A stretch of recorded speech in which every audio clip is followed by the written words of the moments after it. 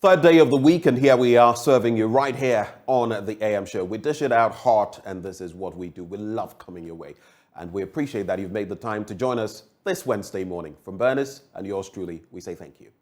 Well, coming up this morning, it's quite a lineup. I'll be serving you the news shortly. As always, after that, the news review will be joined by political scientist, director of the Center for European Studies at the University of Ghana. I'm talking about none other than Dr. Kwame Asasa, and he'll be joining us as we get into the newspapers. But then from there, we quickly segue into our big stories. Two major issues we're going to be contemplating. For the first one, we're going to be talking about Kamala Harris's visit. I'm talking about the American vice president and the salient points she's been raising. One of those that has stoked the craw of Speaker of Parliament Alban Bagbin has to do with LGBTQ. Now, he had some choice words for her, saying that they cannot come and foist anything on us, the West, America. But what is the real rhetoric on that? We'll be bringing you a blow-by-blow account of what exactly happened and what led to the Speaker's outburst, so to speak. He says that bill, the Proper Family Values Bill, just to put it succinctly, will pass in Parliament. What's your take on that? And some have also looked at the response of the President in that regard. We'll be contemplating all of that. We'll also be taking a look at what Information Minister Kojo Oppong-Kroba has been saying as far as our debt situation is concerned. We have to reach sustainable levels, but how do we get there? He's given the tale of the tape that the Paris Club and China have given assurances that they're going to aid us get there, which is good news. We'll be joined by a number of guests, economists among others, for that conversation. But then on the second belt, we go to party politics, and we're going to be contemplating the second biggest party for now, the opposition, NDC in Ghana. Last Friday was a watershed moment of sorts for that political party. What have they been up to since that time? And in the vetting of aspirants, how are they faring? Is the party united for the charge in 2024? We'll be joined by other guests as we get into that all-important subject as well. Of course, you know to expect sports right after the news review. But today, we'll bring you Citizen's microphone as well. We'll take you to the Ketia market. Now, we all know what happened there. It went up in flames. We've been told by management that there are going to be moves to restrain traders from opening their shops and doing other things. There are plans to forestall similar fires in the future. We'll bring you the scoop on that together with AM Business. As today, we'll look at how Ghana can leverage private business to shore up our economy. All of that this morning coming your way on the AM show. It's jam-packed and it's all about you. So stay with us. Up next though, the news.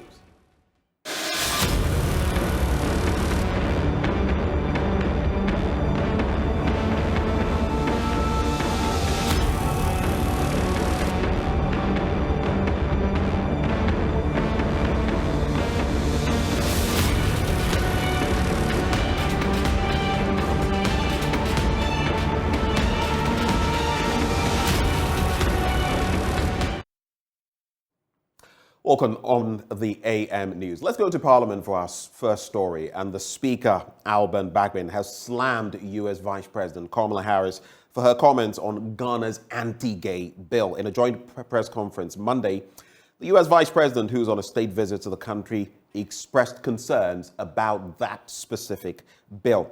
Speaking at a meeting with some religious leaders, the Speaker said no one could dictate to this country. He also criticized President Akufo-Addo, insisting he couldn't control Parliament on this bill.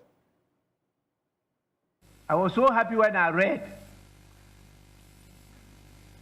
that Pope Francis directed that no Reverend Father should celebrate over a gay or lesbian marriage.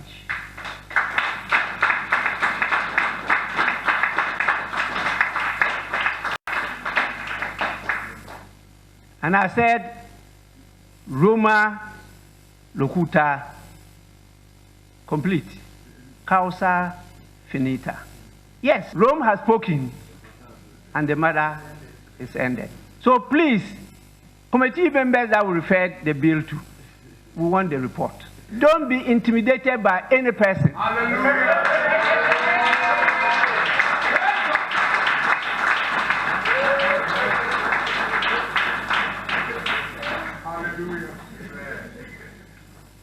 I made this statement when I was a member of the European Parliament, European ACP Parliament in Brussels.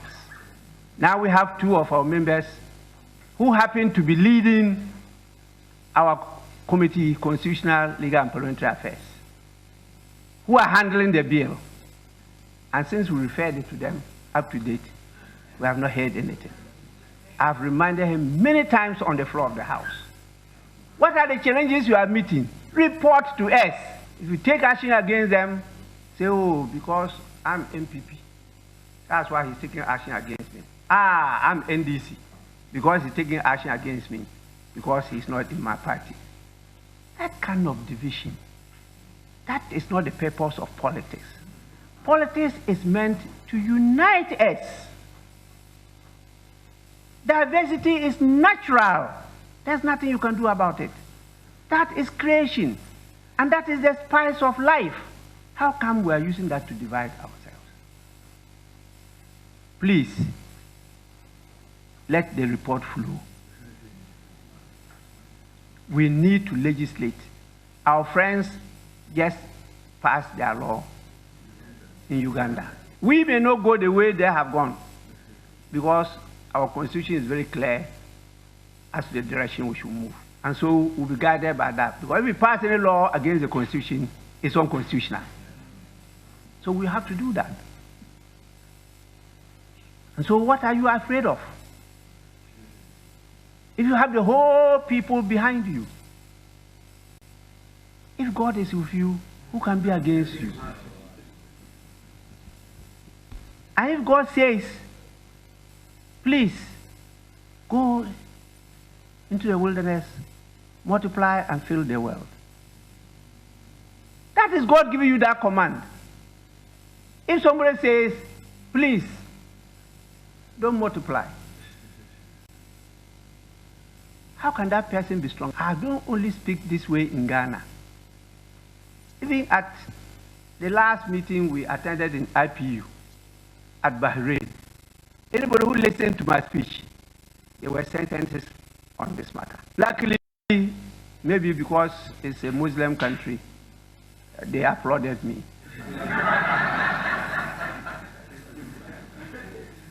If it's somewhere else, they will be asking questions, as the Vice President just did. Is it yesterday? Well, the American Vice President, meanwhile, says the atrocities that were meted out to her ancestors during the period of the slave era cannot be glossed over and easily forgotten.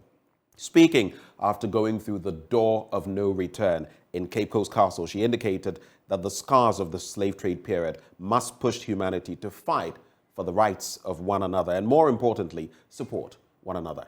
My colleague Richard Kwejonyako traveled with her and came through with this report. A charged atmosphere it was. The rich Ghanaian culture was displayed here at the Mintimazi Palace, the seat of the Omahini of the Ogwa traditional area of Sabre Makwesiata II. Reciprocal visit to concretize what we are talking about so that Cape Coast will also be strong. There is a plan to build a slavery museum, and we want you to be part of that museum. This will tell the whole story of the African transatlantic slavery. The Omahini of the Ogwa traditional area craves for reciprocal visits to cement the relationship that has been nurtured between the people of Cape Coast and the U.S. entourage.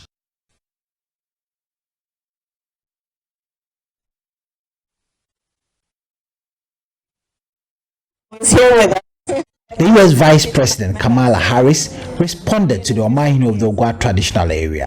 I do appreciate the points that you have made. And there is an unmistakable tie and bond, and all relationships that are good relationships are founded on trust and consistency and reciprocity. And so I appreciate the points you have made, and we will follow up with your requests. How could I deny a request for my host? I've been raised properly, you know. But it is my honor, and with my husband and our delegation, to be here. And I appreciate the accommodations and the effort that you have made to welcome us so warmly. The regional minister seized the moment to seek support for women and children. Our flagship program, Free High School Education, since its inception, has opened up access to children in disadvantaged or needy homes across the country. Coupled with our commitment to strengthening and promoting educational interest in science, technology, engineering, and mathematics, we believe support through the proposed investment in Africa will strengthen us to prepare our children for today and tomorrow's highly technological environments. In our next story, maternal mortality remains one of the challenges facing health service delivery in the Ashanti region. The region recorded 181 maternal deaths in 2022, representing 22% of the 875 mortalities recorded nationwide in the year. The period under review saw maternal mortality rates increase marginally from 132 to 134 per 100,000 live births. There's more in this report. Health authorities in the Ashanti region are happy at the gains made in the prevalence of anemia in pregnant women, which they say has improved from 33% in 2021 to 29.6% in 2022. Measles, rubella immunization and proportion of deliveries attended by trained health workers also saw an improvement over the period. The same, however, cannot be said of maternal mortality rate, which saw a marginal increase from 132 to 134 per 100,000 live births. The region recorded 181 maternal deaths in 2022. Ashanti Regional Health Director Dr. Emmanuel Kojotinkran at a 2022 review conference said eclampsia and postpartum hemorrhage accounted for the maternal deaths. The theme for this year's performance review is addressing the challenges of non-communicable diseases through awareness creation and capacity building. The region purposely selected this theme due to increased mortality and morbidity and loss of productivity associated with non-communicable diseases, especially cancers, diabetes, hypertension, cardiovascular diseases, and chronic kidney diseases. During the year under review, the region saw improvement in some key indicators, whilst other indicators reduced. Family planning acceptance rate reduced slightly from 28.1 in 2021 to 27.4 in 2022. The proportion of supervised delivery improved from 60.7 in 2021 to 65% in 2022. The prevalence of anemia in pregnancy also improved from 33.3% in 2020, dropped to 29.6% in 2022. Maternal mortality still remains a major challenge in the region. During the year under review, our maternal mortality rate increased marginally from 132 per 100,000 live births to 134 per 100,000 live births. The total number of maternal deaths recorded in the region was 181. The major cause of maternal death remained eclampsia and postpartum hemorrhage, whilst the percentage of maternal death audited was 100%. Director General of the Ghana Health Service, Dr. Patrick Kuma Abwaje, is unhappy with the maternal death figures in the Ashanti region. He wants health authorities to work at reducing maternal mortality in order to reduce the national burden. Staying on health, the Upper West Regional Director of Health, Dr. Damien Punguiri, says the refusal by nurses and other critical staff to accept postings to rural areas has affected the fair distribution of health workers in that region. He notes that despite the service rolling out incentives to attract them to those areas, the majority refuse these postings, negatively impacting health delivery in that region. There is more in the story.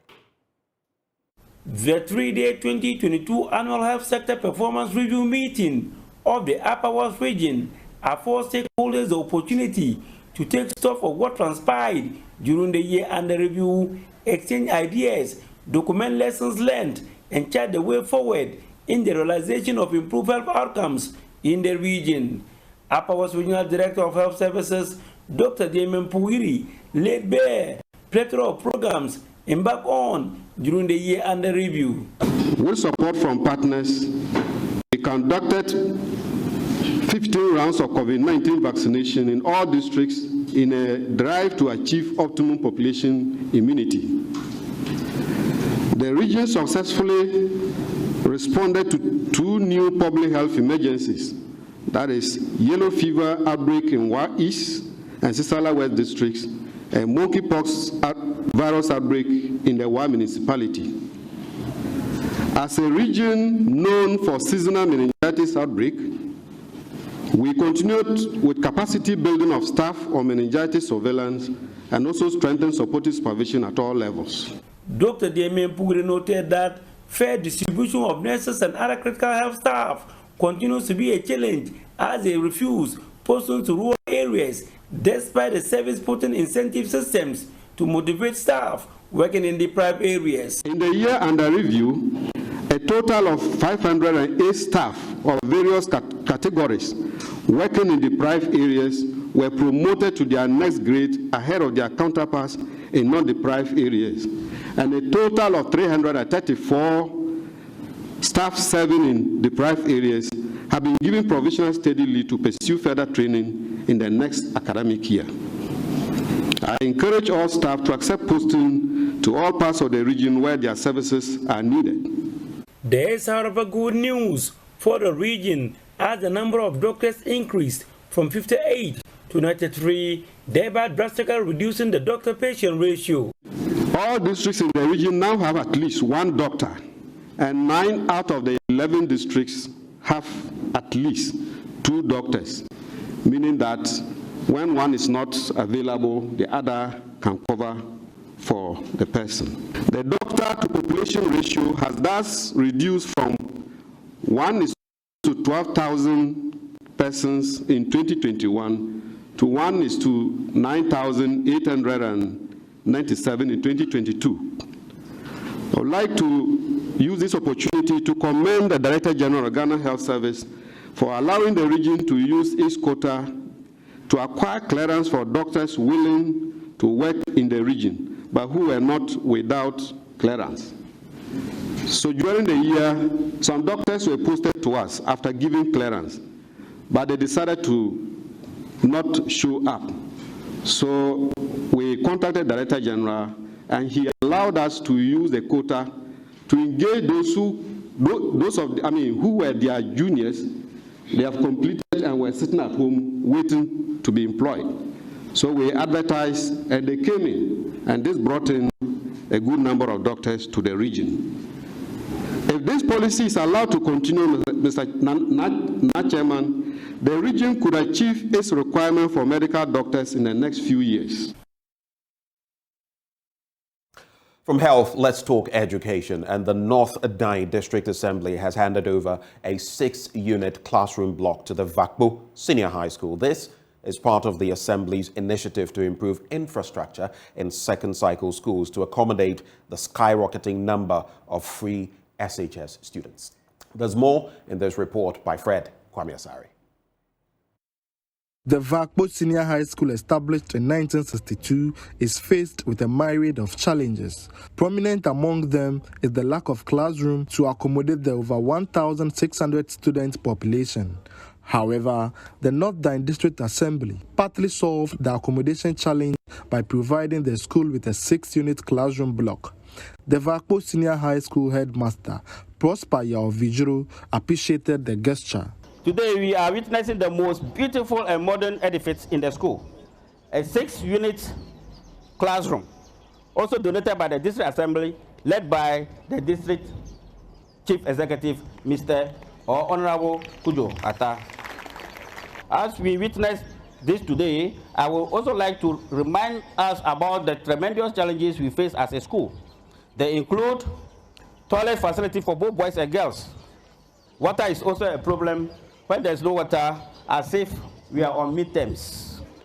Woeful inadequate masters and mistresses bungalows, inadequate teaching and learning materials, e.g. modern library, computers for ICT practicals, and other practical-oriented subjects like the visual art and home economics. The North Dine District Chief Executive, Kujo Atta, said the Assembly would consider dealing with the challenges of the school. Today, it is about education. And for education to thrive, it has development in many folds. Academic excellence, social moral discipline, and of course, infrastructural development. You agree with me, Tabwe Chairman, Mr. Headmaster, that at the onset of these free SHS, the numbers keep skyrocketing every year, every year, every year. And so there is a need for us to make sure that we put up infrastructure projects so that we can show up or we'll be able to accommodate the increasing numbers.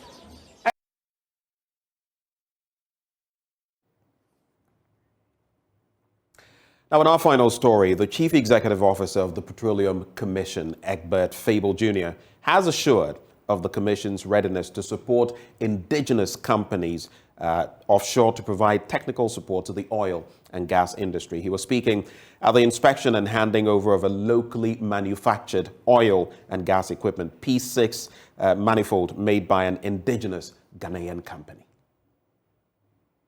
The oil and gas industry has depended mostly on imports for its equipment. The production of the P6 manifold by an indigenous Ghanaian company, Awesome Oil and Gas Limited, is therefore great news for the oil industry. At the inspection and handing over of the equipment to Talu, Ghana, the Chief Executive Officer of Petroleum Commission, Egbert Fable Jr., commended Awesome for their swift intervention. He added that this has helped Ghana to cut down cost of importation of the equipment. So as I was saying, it means a lot for Ghana. If these multi-million-dollar, fabrications had been done outside Ghana, the costs would have gone high and would have been passed on to Ghana. Here we are, we have had them fabricated here, so the cost has reduced. That increases government take. Also, in addition, you see about 300 plus people have worked on it, and about 280 of them are Ghanaians. It shows that the localization agenda, the local content agenda is on course, and we cannot but applaud it and ask that, like we want to see more, and the Commission will ensure that a lot more of such initiatives are done in Ghana. It, for me, and the Commission shows that gender mainstreaming is actually important, and we must be deliberate about it. And so that's why we want to speak to these ladies, for them to tell their story, so that particularly the young ones in junior high school, senior high school, and even presently in university can see that there are pathways, to the oil and gas industry, not just for the desk-related ones alone, but also the mechanical, heavy aspects of it, which have all been viewed as traditionally areas reserved for men. And these women ought to be celebrated, I should say. The Deputy Managing Director of Awesome, Kofi Nyame Mensah, was happy about his company's intervention in the oil and gas industry. The testament of this project is being able to show that this work can be done in Ghana. That's the most important thing. Whether it's suction piles, whether it's jumpers, goosenecks, manifolds, splitter manifolds, the whole subsea infrastructure, we are able to do it. And this is a living testimony. In a later development, a courting inspector at Awesome, Olivia Adodanso, encouraged females to be bold in venturing into male-dominated fields. Honestly speaking, being in the male-dominated field can be a little challenging sometimes. But I think that it takes a lot of energy and a zeal to be able to thrive in such an industry dominated by male, because sometimes they are going to look down on you as a female to be able to do the job and all that, but gladly we are proving them wrong. So it's not easy, but we are sailing through. The girls out there, they shouldn't feel intimidated. They shouldn't let the men make them feel that they are not enough. You are enough, and then you just need a mindset to be able to do it. In Athalia Kwanzaa, Joy News, Western Region. That's how we cap off the news. Stay with us. Dr. Kwame Asah-Asante joins us shortly as we get into the papers.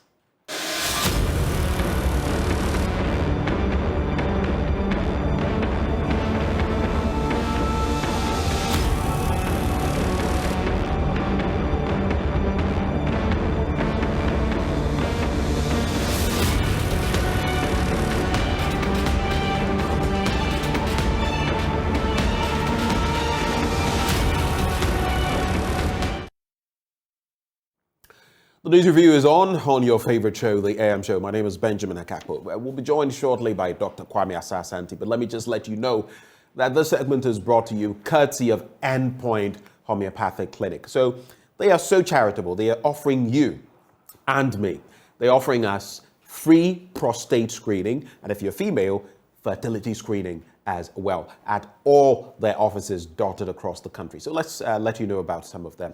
The first is here in Accra, Spintex opposite the Shell signboard. In Kumasi, Krono Mabwehia behind the Angel Educational Complex. In Takrade Anaji State, Tema Community 22, Techiman Hanswa and Esiama in Zama.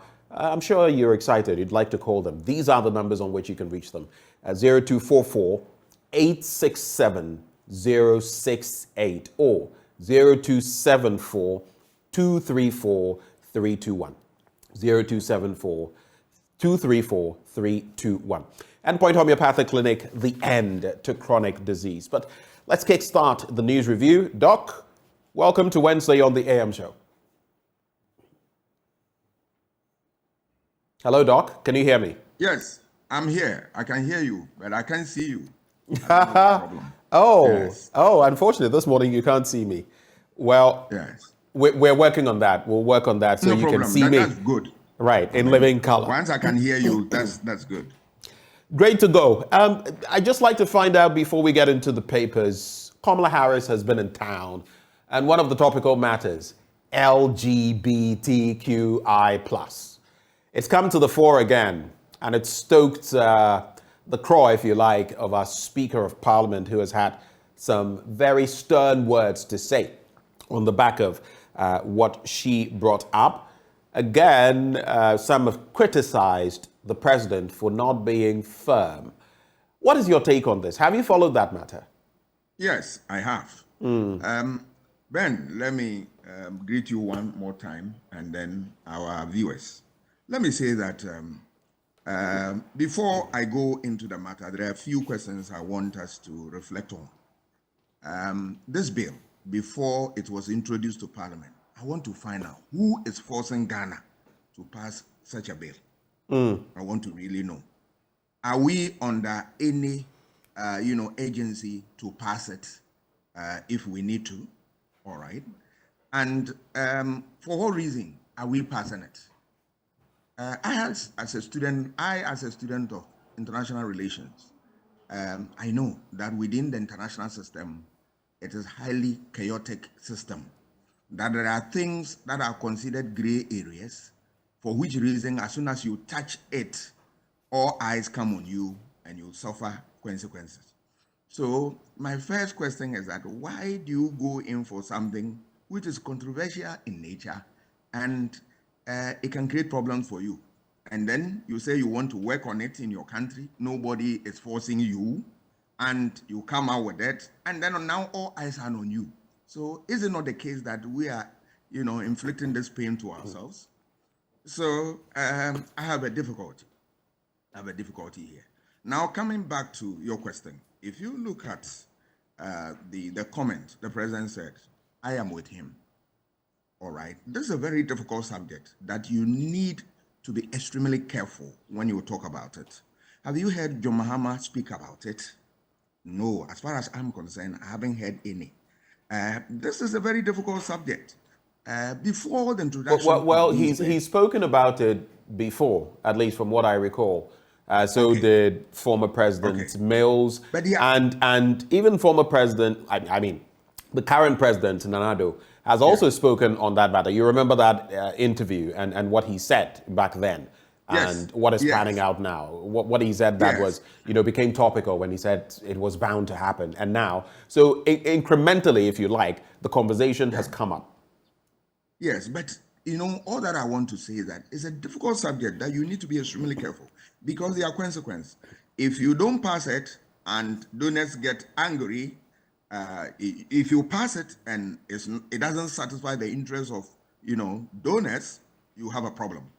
If you do otherwise, your people here too, which majority of them are saying they are not for it, we are going to have a problem. So my thinking is that I did not see if the need to even go into it, if there was no urgent need to pass such a bill.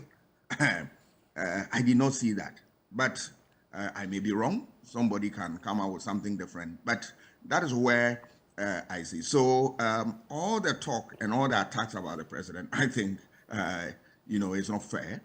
Yes, he has given a very, the best that he would give under the circumstances. Some have said that he's merely vacillating, that he's not being categorical. Former President Atta Mills was categorical on what he felt was the stance of the people.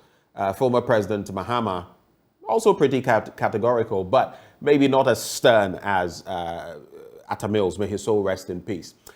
When you look at the rhetoric of international politics, you must be politically correct. As students of politics, we both know that. Sometimes even you must tread that fine line.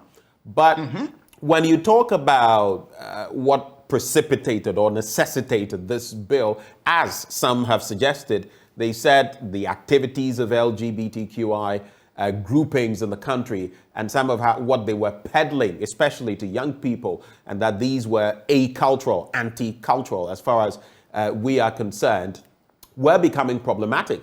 If you look at Germany right now, they have an issue where even in the Catholic Church, some of the bishops in that country, a few of them have had some sort of conclave, if I can call it that, and decided that they will bless gay marriages.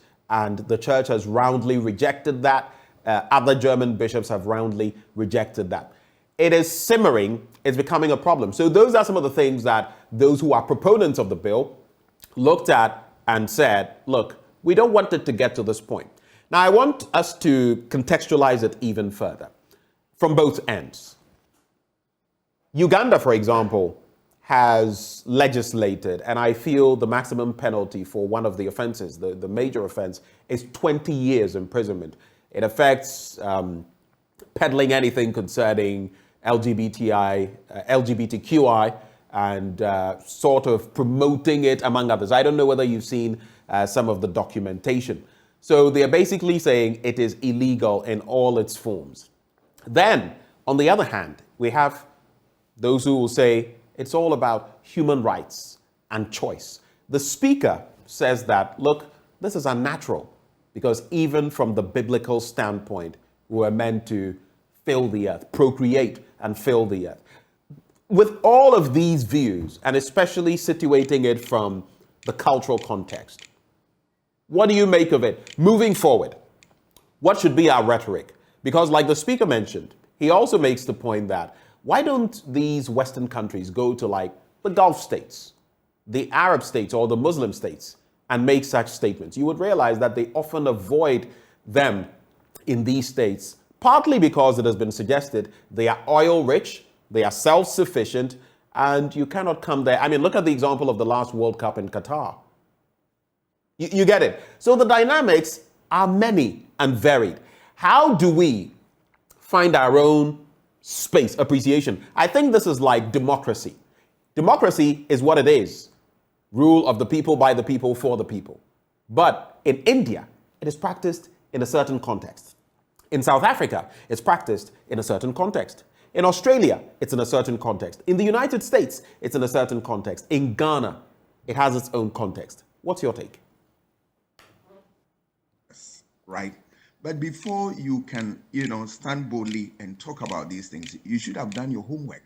all right, one of the homeworks is that you should have also, been able to, provide for yourself the resources you need to run your country. If you don't have that and you need to rely on them for support, why can't they dictate to you? All right. So where lies your independence? In other words, our lack of self-sufficiency has also brought us to this point. That's what you're saying. Yes. Oh, yes. I mean, within the international system, you need to be a top dog or you be bullied. All right. So if you are not, you know what to do in order to get to that level. If you don't have that, all the talk will be what? Empty talk. Because when it comes to the crunch, you rush to them for bailout. You rush to them for support and the rest of them. Then that one, yes, you can make all the statements in your country, all right. That, shows that you have something to offer and all that. But as to whether you can make same before them when you meet them, look at how we have mismanaged the economy to the extent that now we are going around all over the world, begging, groups, countries and leaders to go and speak on our behalf so as to forgive us our debt and help us to go through this process. Can you imagine this? If you have done it right from your own perspective, all right, you wouldn't suffer this pain of globe-trotting, going around the world to as it were, to beg for some of these things. In the same vein, when you look at this issue, yes, you can have such strong positions. Yeah, you pose very interesting questions. Why are they not, saying same to Saudi Arabia, to oil-rich countries and all that? You also answer the question. They have what it takes to be on their own and forget about the rest of the world. All right, that is how international politics is. So if you don't have that, that is not to say that I support or I don't support what we are talking about. But the issue is that before you can muster courage and talk the way you want to talk, you should also do your homework so that you don't go to anybody for a bailout or support. Otherwise, yes, you can make your talks here. It will be nothing. Nobody will hear your voice, even though you will be saying all manner of things. Nobody will hear your voice because when it comes to the crunch, you come for them for support. And that is where the problem is. Going forward, I believe that, and I want to say this, are there no laws in this country that regulate the conduct of people with regard to these practices that we are talking about? I'm sure there are certain laws, all right? There are laws about unnatural carnal knowledge and a few other things that some feel does not suffice in the current context. Don't you forget that the 1992 Constitution itself has been, in a way, for lack of a better word, bastardized because they feel it, in some aspects, not the whole thing, but it has lost relevance in some aspects of guiding our society. Yes, but Ben, have you also followed some of the weaknesses of this country that we have not been able to enforce even the few laws that exist? Right. Have we enforced them? Right. Have you been able? So what is the guarantee that if you pass a new one, it will be enforced rigidly and the rest of them? These are some of the questions. Yes, you can have 20 laws, 100 laws. Yes, I don't have a problem with that. But will you be able to enforce them? That is where the reality is. That on that score, you see that the state is weak in terms of its capacity, regulatory capacity of enforcing law. So you can have 20, 30, add to it, fine laws, beautiful, no problem. But if you don't enforce them, it comes back to what? Nothing. So going forward, we want to make sure that if you are taking such conversation from the global system, you need to weigh the pros and cons extremely carefully before you stick your neck out. You should also do your homework that you are economically self-sufficient so as to give you certain gravitas in order to face the big powers within the international system. And you should be able to also do things for yourself so that you don't rely on people for bailout and all that. Once you are able to do this, you will get the courage to speak the way you want to speak. And then you chart your own path. That tells you that you are really an independent candidate. But for now, let us look at them and look at them carefully before we make moves and all that, so that we don't suffer consequences from within and without. We've had this lengthy bit of a discussion because this is a very topical matter. I noticed on social media, a lot of people were talking about it. But something else just came to mind very briefly. Victimization. Some have also suggested that, especially looking at, I remember when HIV became topical in the country, people wouldn't even want to do certain things with someone who was purported to have HIV and all of that. Do you feel, should this bill pass, and the Speaker of Parliament has said it will pass?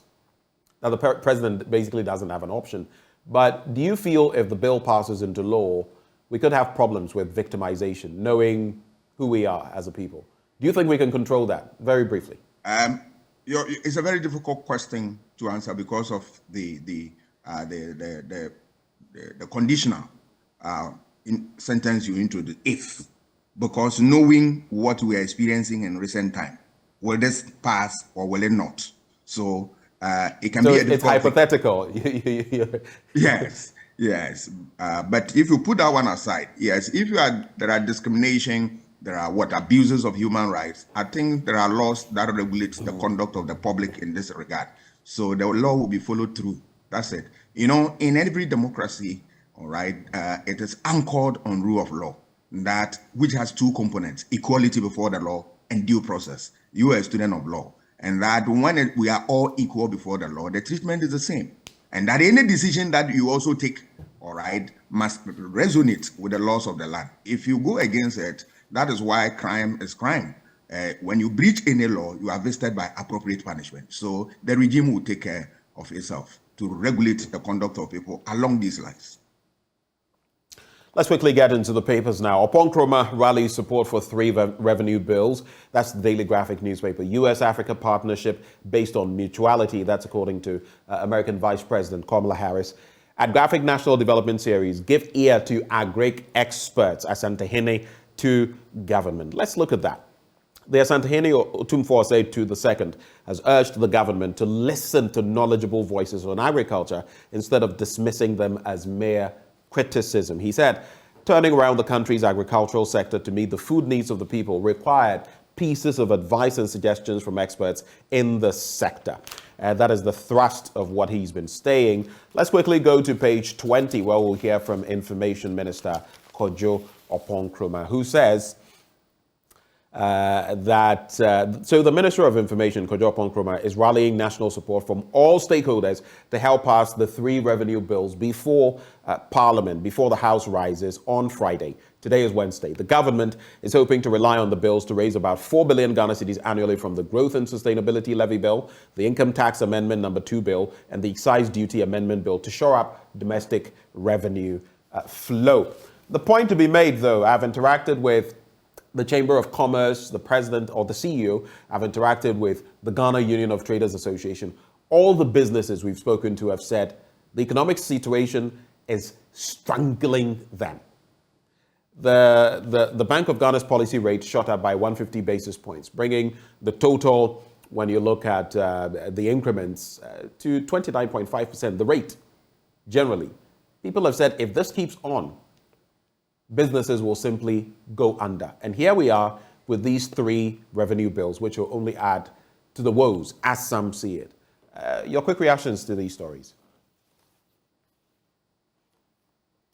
Yes, I'll start towards a good one, of course. The king has always been able to give us something to think about, all right? It's a good call. Why is it a good call? If you watch the way governance has been handled for the past 6 years, I have a little concern. More often than not, when you want to advise government, you share ideas, all right? There are a number of times the government doesn't want to listen to this type of ideas, right? But governance is a complex process that you need input all the time. And it's a continuous process, all right? A continuum. So when you throw away stakeholders, you have problems. You have problems. And this is what we have seen. Some of the things, the problem that the government finds itself is simply because sometimes it doesn't work with what stakeholders. But I find it strange because this is a country where we have accepted good governance and incorporated some of its tenets into our constitution, which is evident in the preamble, where we said we will engage people through political participation. We will also ensure transparency, accountability. These are all good governance concepts. So why is it that when it comes to the real practice, you want to shy away from? There's a good thing associated with what involving people into a decision. When you involve them, they become part and parcel of the problem. And then when the decision is reached, they are also part, their input is in there. They are prepared to defend that policy when it comes to an attack. Beyond that, you get ideas from them that will go a long way to help the society. They also are in to make sure that whatever they prefer or they suggest to the powers that be will be used for the benefit of everybody. So there are a lot of benefits you derive when you have stakeholder participation. So the King's call is nothing but an apt call that I think government must take into consideration, especially when you're talking about agriculture, which is the foundation of this country. You need ideas, not only in agri, but in all sectors. I'll move on to the Information Minister's call that all stakeholders must help. It comes back to stakeholders, all right? Difficult times, and I still blame the government that when you were governing and there were difficulties, you were governing, there were challenges. People were suggesting ideas. Government, do A, B, C, D. Government will not listen. Borrowing is becoming too much. No. All that we hear from government is I wait for results. What are the results today? All right. You don't govern as if you are running a private business. When you do that, there is the tendency for you to have difficulty at the end of the day. Now look at the difficulty. You are going around the globe begging people to talk for you so that your debt will be forgiving you. Right. You are going around to make sure that you get resources to come in. All these things are unnecessary. If you are factored into the real governance process, by which time you are home and dry. So I think it's a learning curve for government and future government that when we talk, they should listen. They should listen with rapt attention. We are not saying that every idea is important, but that those that matter, you incorporate them into the governance architecture, and that you must accept criticisms. Not all the praises that are always good for you. You need criticisms because they are nothing but oils that grease the wheels of governance, without which every governance process grinds toward a halt. The Ghanaian Times newspaper, and I'll add the daily guide to it.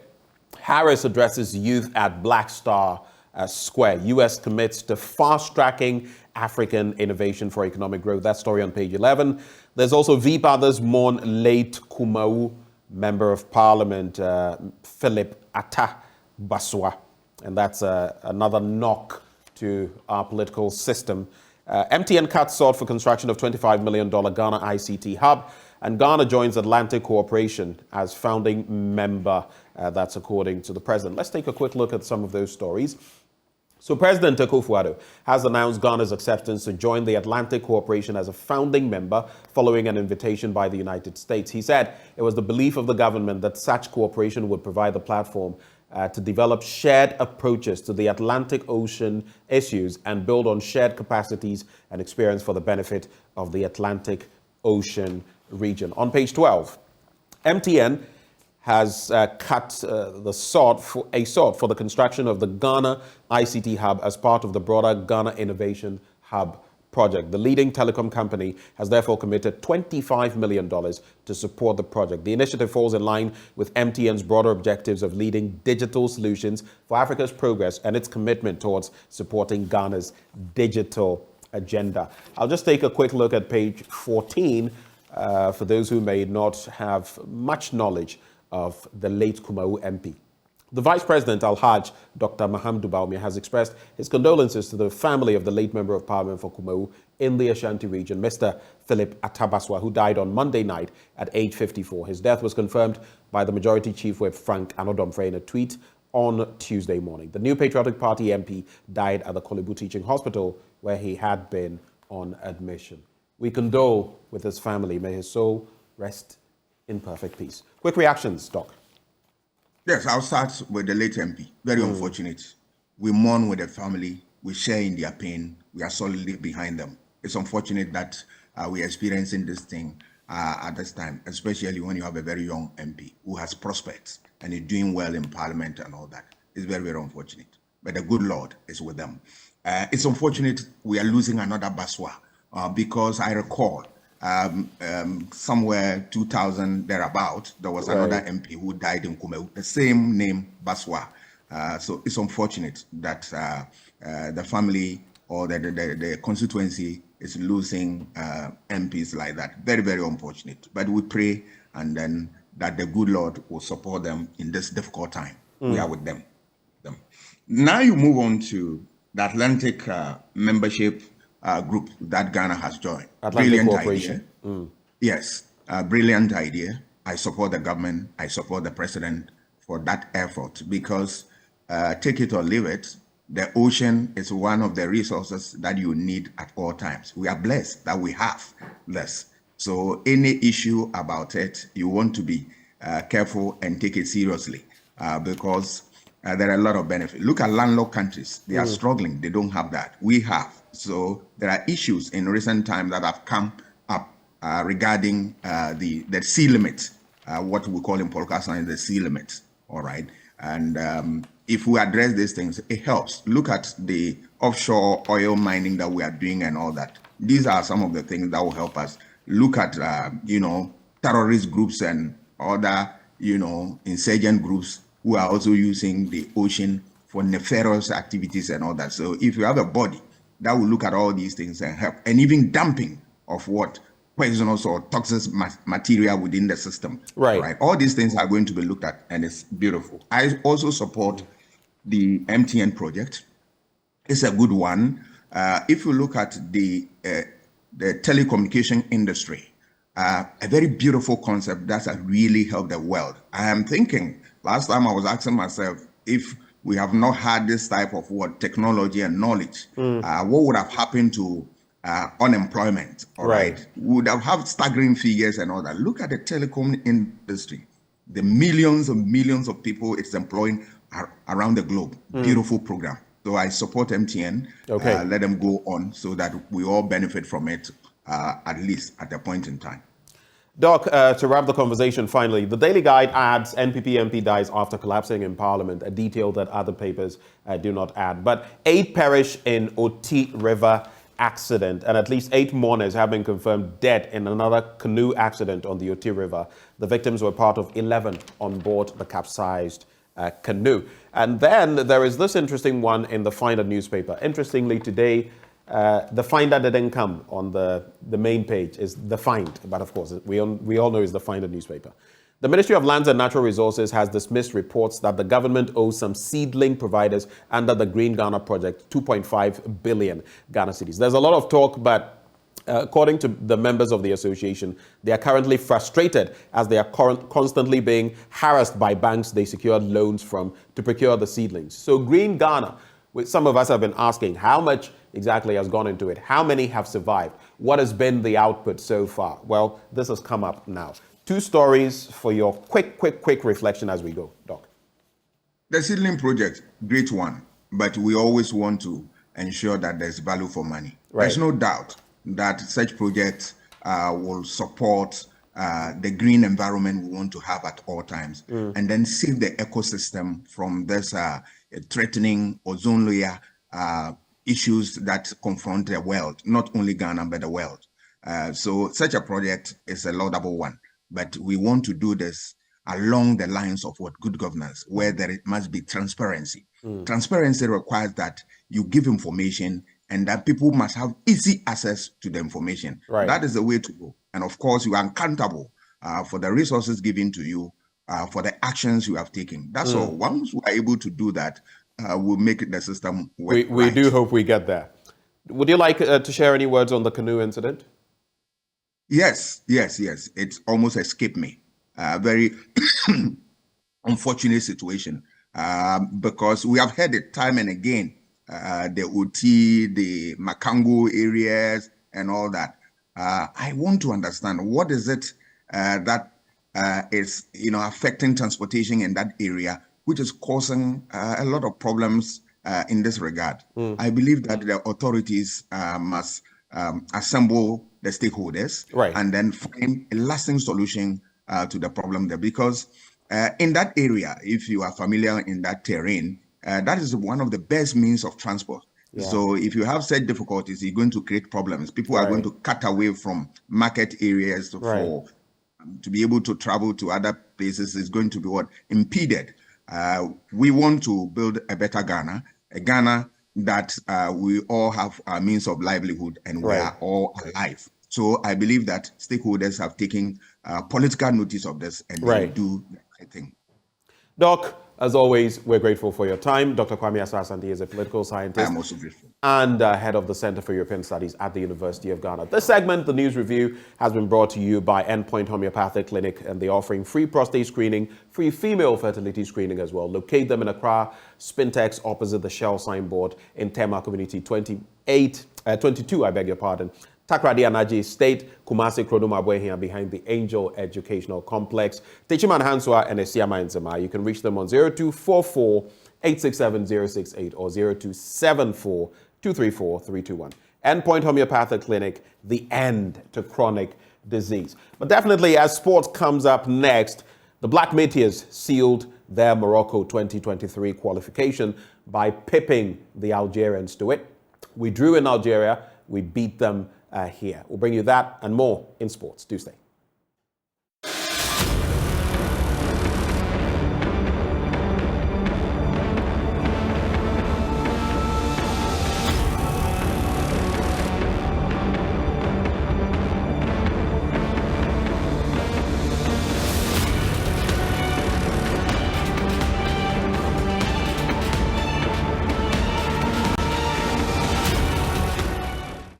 Well, thank you for staying with us. We kickstart the conversation, the big stories this morning on the AM show by interacting with the opposition NDC. And it has to do with the happenings over the last few days. Yes, we're going to be talking about the visit of Kamala Harris, the American vice president, but we're going to be focusing more on the NDC and what is happening within that party, what has happened within that party in recent times, and what we can look forward to from there. There's also the vetting of aspirants, which has been taking place over the last few days. We're going to be getting further details on all of that. Joining us for that conversation, we have Fred Agbenyo. He is Director of International Affairs with the National Democratic Congress, the Deputy Director of International Affairs with the National Democratic Congress. He joins the conversation. Mr. Agbenyo. My brother. A very good morning to you. Good morning. How are you doing? I'm okay. How about you? I'm not okay. You're not okay? I can't be okay. In this economy, I cannot be okay, my brother. I usually say under the circumstances, but, you know, we have to be optimistic. So we try. Well, I agree with you, but I don't think that a lot of Ghanaians are okay at all. What's happening around the country, and what Ghanaians are going through, really, things are tough. Things are difficult. Ghanaians are dying, I'm telling you, my brother. We are faithing it. We are faithing it before we actually feel it. And I was we can't continue to just be faithing it. You know, we are human. We're supposed to feel it. We're supposed to experience it. We're supposed to touch and feel it. You know, we can't keep faith forever and ever. The Bible said, don't just tell a person go in faith. At least provide something before you add the faith to it. So something must come first. Then we can talk about faith. But when your administration was in power under former President Mahama, there were times when things were not going so well. You wanted us to. Well, I thought that you were talking about this happening today and now, not what happened. Yes, but I mean, Ghanaians passed. Let's use the same benchmark. Ghanaians passed a verdict in 2016. Yes, we were told things were not good. We were told that people were suffering, nothing was going on in the country, and the Ghanaians passed a verdict on us. Another government has been in power for the past 6-7 years. So let's focus on the now and leave the past behind and proceed. Okay, since you mentioned the now, let me ask you, if you look at Ghana today, there are definitely positives and there are some negatives. How would you assess the Ghana of today? Well, let me start off by saying good morning to our cherished viewers, especially my constituents. I don't know, we are a republic to ourselves, the people of one district. And let me thank them for their tolerance in the face of all provocation. That as Ghanaians, the president and the MPP have decided to violate the constitution. And are being treated as though we are second citizens within our own country. We will keep on waiting patiently and believe that they will do the needful and give us the right representation and constituency so that we can also see the development that others are supposed to be seeing.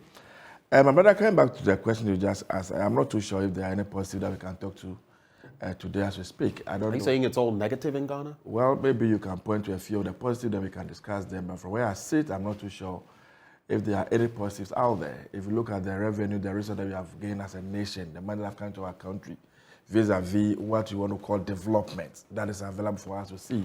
I think that we can't help but to agree that our country is moving the negative direction. Nothing is moving the country at all. There are no positive. Let's take almost all the sectors one by one. Go to the educational sector as we speak today. SS, the first year students are supposed to be in school. I just read in the news, GSESF saying that majority of them are selling the house. And find out why the reason is parents cannot afford to just provide to meet the demands of the prospectus that has been issued by various institutions. Did you say a majority of them? That is what GSE say. The majority of them? Yeah, the majority of the students are in the house. I don't know how they came by that. Maybe they have to. Because that's pretty surprising. Yes, but from what I know. Yes, I monitored the news this morning as I was working in here, and they are saying that majority of the students are in the house, and they even went further to say that it's becoming a trend. When school reopen, they don't go to school early. And I am telling you, because I've been in the constituency for some time now, interacting with people, and every day parents are knocking at your door. They are looking for that 4,000 Ghana cedis to be able to buy the things on a prospectus. They are looking for 3,500 cedis, and not many of them can afford that. And so if indeed we say we are providing free education, these are the things that you want to tackle first, because the child cannot go to school without those basic things. And some way, somehow, we have found a back door to introduce the fees back onto the prospectus. And nobody talks about it. As parents who have their awards in school, they have to be sending money almost every week, every day, for the kids to get something to eat. Some of the schools provide porridge for breakfast, for lunch, and dinner. The children are left on their own. And so nothing really is going on in that sector. Come to the health sector. Not too long ago, we were told that even vaccines for infants has become a major problem in this country, right? Just vaccines over here, we couldn't procure. We have to go to Nigeria and the rest, begging them to be able to give us some support. We have told, we have taken some delivery. I'm not too sure it has gone around all the hospitals in the country. If it has not, government will need to expedite some actions on that. Go to our hospitals and find out what is happening to them, my brother. It is so pathetic. The rains have just started coming in, and just drive around our roads. I'm not talking about the countryside, just here in Accra. Go outside the main city of Accra and see the type of roads that we have.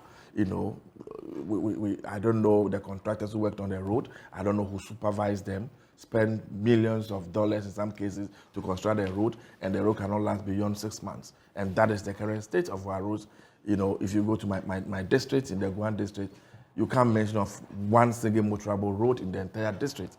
It's so terrible. If you drive from where you're coming to Accra, the road is so terrible, the whole road is terrible, almost every road. So, meanwhile, the minister and the president is telling us that they are investing so much in that sector. We want to see evidence of that investment. We want to see how that impacts on the lives of the citizens of this country. But I'm not too sure there's anything that we can speak to. Go to the agriculture sector. I'm not too sure what is happening in that sector today. You have been sending your cameras around the market, and price of food is going up by the day. Go and check the inflation, the food inflation is just going up every day. And so really, if you take it sector by sector, my brother, I don't think that we are heading the right direction. Ghana is going the reverse way. And so some action needs to be taken if indeed we have to come out of the current quagmire in which we find ourselves. Let me just ask you this. So you paint a dire picture, but it's not possible anywhere in the world to have an administration that has performed so abysmally that everything is negative. Yes, I can agree with you when you speak on the economy. I can agree with you when you touch on inflation and all of that. But there's free SHS, even regardless of all its ills. It is in there helping the masses. You look at the roads that the president touts that have been constructed. We can have our own discussions on whether it's the reality of having constructed the most roads in the Fourth Republic or not, but something has been done there. You look at Agenda 111, which may not have yielded the 111 hospital facilities yet, but is in the offing. You can talk about education and the STEM schools. You can talk about 1D, 1F, no matter how few the factories are, juxtaposed with the over 100 that are touted. You can talk about cocoa yields in agriculture and all of that. Are you saying these are nothing? I mean, the politics, yes, we get to the point where we'll always want to put ourselves in front. But is that the reality, that nothing is working in Ghana? You see, my brother, as for the slogans, we can all go ahead and just... No, I'm not sloganeering. I'm talking about the things you have mentioned. Reality, some of those. We have problems with all of these, but there's something that practically, how are this impacting on the citizens of this country? This is a government that came into office, And our total debt from Saifu Kwame Nkrumah's days to John Dramani Mahama was $120 billion. Today, as we speak, our debt is almost over 500 billion.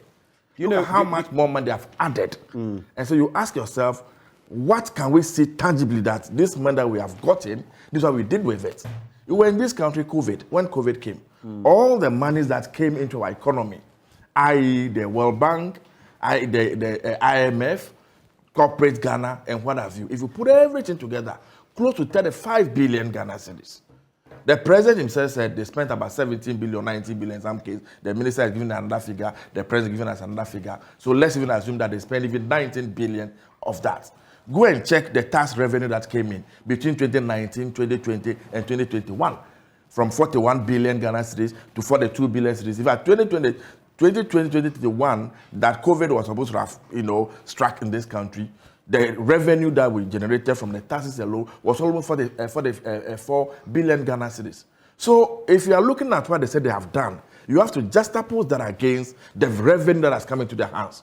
Question is, looking at the money that has come to this government and the things that you just mentioned, is that what we deserve as a people? Is that prudent management of our economy and our resources? Look at the oil revenue that have come into this country within the past 6-7 years. And so this government has received so much money, and that if they are good managers of the economy, if they had put corruption aside and wastage aside, Ghana shouldn't be where we are today. And so we can't be talking about Agenda 111 when almost everywhere you pass, they're at the foundation level, they've just done something, used some roofing sheet to fence around some land. Nothing tangible is going on over there. Recently, I think I saw the select committee on health or so from Parliament that took some media men around some of these sites. And we all saw the pictures. Nothing good to write home about. Nothing really is happening on the ground. These so-called 1D, 1F factories. I don't know. There's no factory in my district that I can point to. I don't know which is your district, if you have any factory over there. Again, is it enough to say we have built a factory? Question is, what is the impact? How many people have been employed? How has that party transformed the lives of the people who live, especially within that catchment area? For me, those are the genuine questions that we should be speaking to. It's not enough to just say, well, we have built factories. The free SHS, you said it's helping a lot of people. I have said that as a nation, looking at the resources that we have, it will not be wrong if we decide to educate all Ghanaian children for free. Indeed, if you go and check in the Constitution, that was written several years ago, it made provision for providing free education, depending on availability of resources. This free SHS, my brother, are you comfortable to want to send your child to what you have right now? And I've always argued that if you go to our basic school, government basic school, primary schools, and what have you, the schools are said to be free. How come that the average Ghanaian still wants to take their children to private schools and go and pay more money? Because the perception is that we are not getting the best from government basic schools. And everybody wants the best for their awards. And so they take them to private schools and go and pay money. I am saying that in a few years to come, not many people will be willing to take their children to government secondary schools. Because what you are seeing today. So my son goes to a secondary school. He left home on the 10th of January. SS2, right? He goes to school. On the 17th of February, barely a month, the child was back home. Why? They said the first year students are coming in and there's no space to accommodate them. So the second years come and stay in the house. Now they are home. You have to go and look for a private school for them. Everybody, every day wakes up in the morning, you give him TNT, you give him feeding, you pay for that the teaching. If you put all those monies, of course, yes, I am a parent. If you put those monies together, it is fine, except what we're paying when the so-called free SHS didn't exist. And so where are we? If you tell me it is impacting on us, if we are benefiting from it, I can say it. I find that every day. I find that interesting because your former presidential candidate has said that free SHS is not going to be scrapped. So what are you guys going to do with it then? Nobody says we should scrap it. We are saying that we should do it well. So Ghanaians can benefit from it. You would do it differently? Brother, of course, yes. Right. We started the progressive free SHS. We are saying that this is a policy we need to sit down and thoroughly think through it, get all the stakeholders to come on board, and let's see how we can fashion it. Like the finance minister himself said, a whole finance minister of Ghana, making so much money. If he can afford to pay his children's school fees in National School, why do you ask a poor taxpayer to pay for it? If I, for like, can pay for my children's school fees, why do you ask me to pay for it? If you're a government that is really want to solve a problem, what you would have done is to first start rolling this program in the villages. Roll the free SHS in the villages. What you succeed in doing by doing so is that you even decongest the national capital and the cities. That everybody who goes to a village, so to speak, a village career school, you get that for free.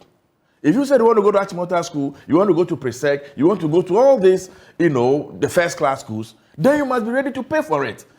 So nobody has put a gun to get the president's head to say, implement this policy. Because what we are seeing today, the education is deteriorating so badly that in a few years to come, all of us will come around this same table and say, no, the decision we took was a wrong decision. I do agree that we must have some consensus, maybe involving the two major political parties in the country as well, on our education. We've moved from 3 years to 4 years, back to 3 years, and all of these things. I feel we need some clarity. But just a point you made that I want to clarify.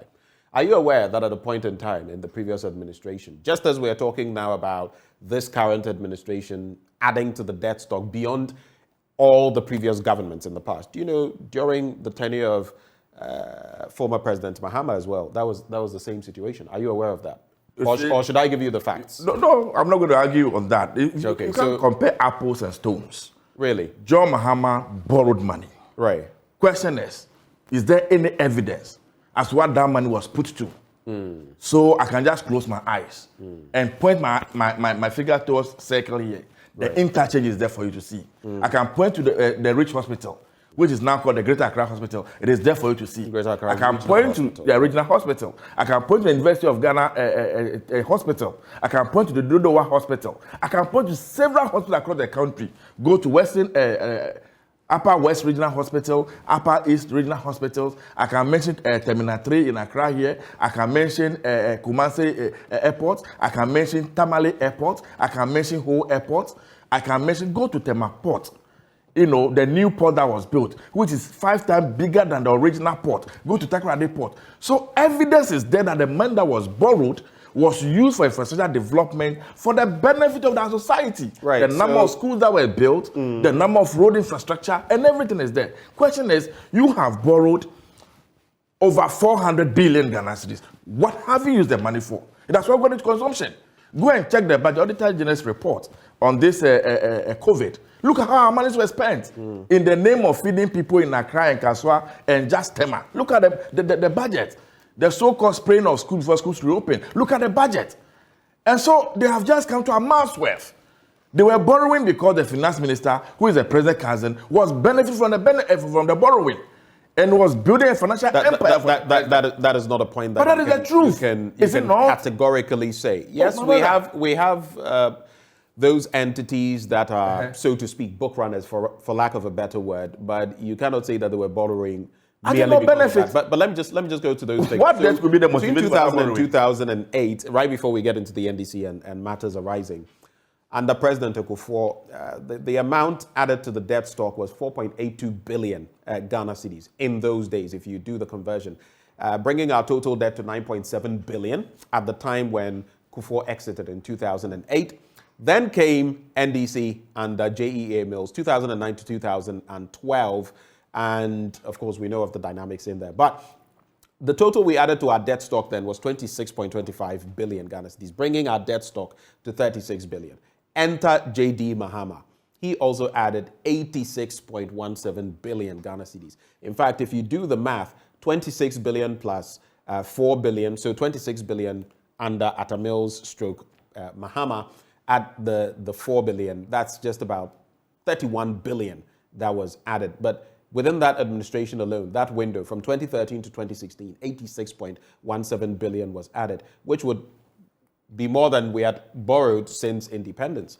But you come to this current administration, and of course, a whopping figure of 453.5 billion and counting has been added to our debt stock, bringing us into the region of 600 billion. In fact, around 575.7 billion Ghana cedis. So all of this talk can go on, and we can say all the things we would. I'm not disputing what you're saying. I really wish that you're not even doing this infrastructure in the first place, right? I'm merely saying that in terms of, if you're just looking at it in terms of what has been accrued, what has been added on, both of you would have issues. But when it comes to what the resources have been used for, which technically is what counts in the end. Of course. Because, like we know, the United States has debt of trillions of dollars. That's true. Yet, what does it use the If you money go there, for? you see the evidence. What is the sustainability? That's right. In terms of its economy. So I get your point. I was just putting that out there in terms of the bare facts. But I'd like to find out, what is the temperature currently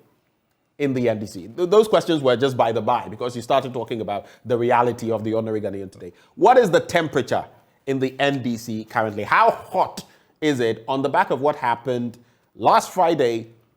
Your members of parliament disappointed you and disappointed many Ghanaians along the way. On social media, we saw the effect, we saw the talk. Franklin Kudjo, of Imani Africa, took you guys on and said that, in fact, suggesting in his tweet that 2024 was slipping away and that what the people want, you are not delivering. But your own people, Dr. Clement Apak, my good friend, went on social media, literally, handing those people over to God who had betrayed the cause. We saw your party's General Secretary, Fifi Fiavikwete, start with a roll call of those who had voted this way without showing those who had not voted a certain way.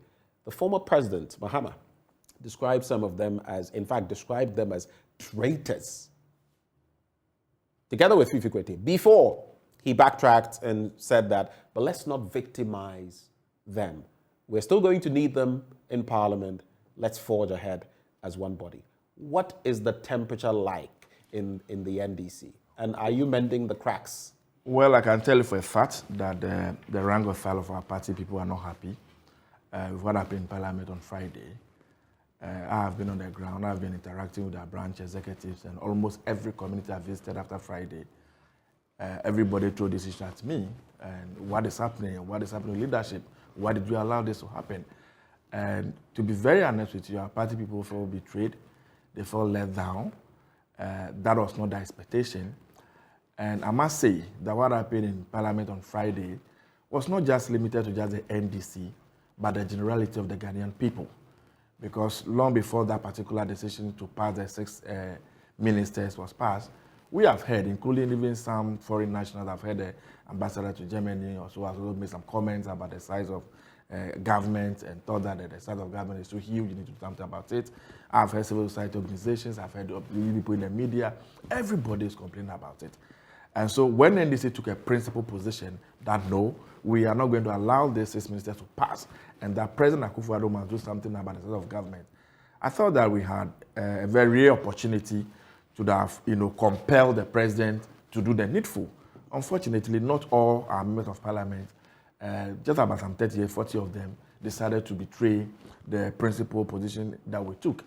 And I thought that was most unfortunate. What do you feel accounted for that?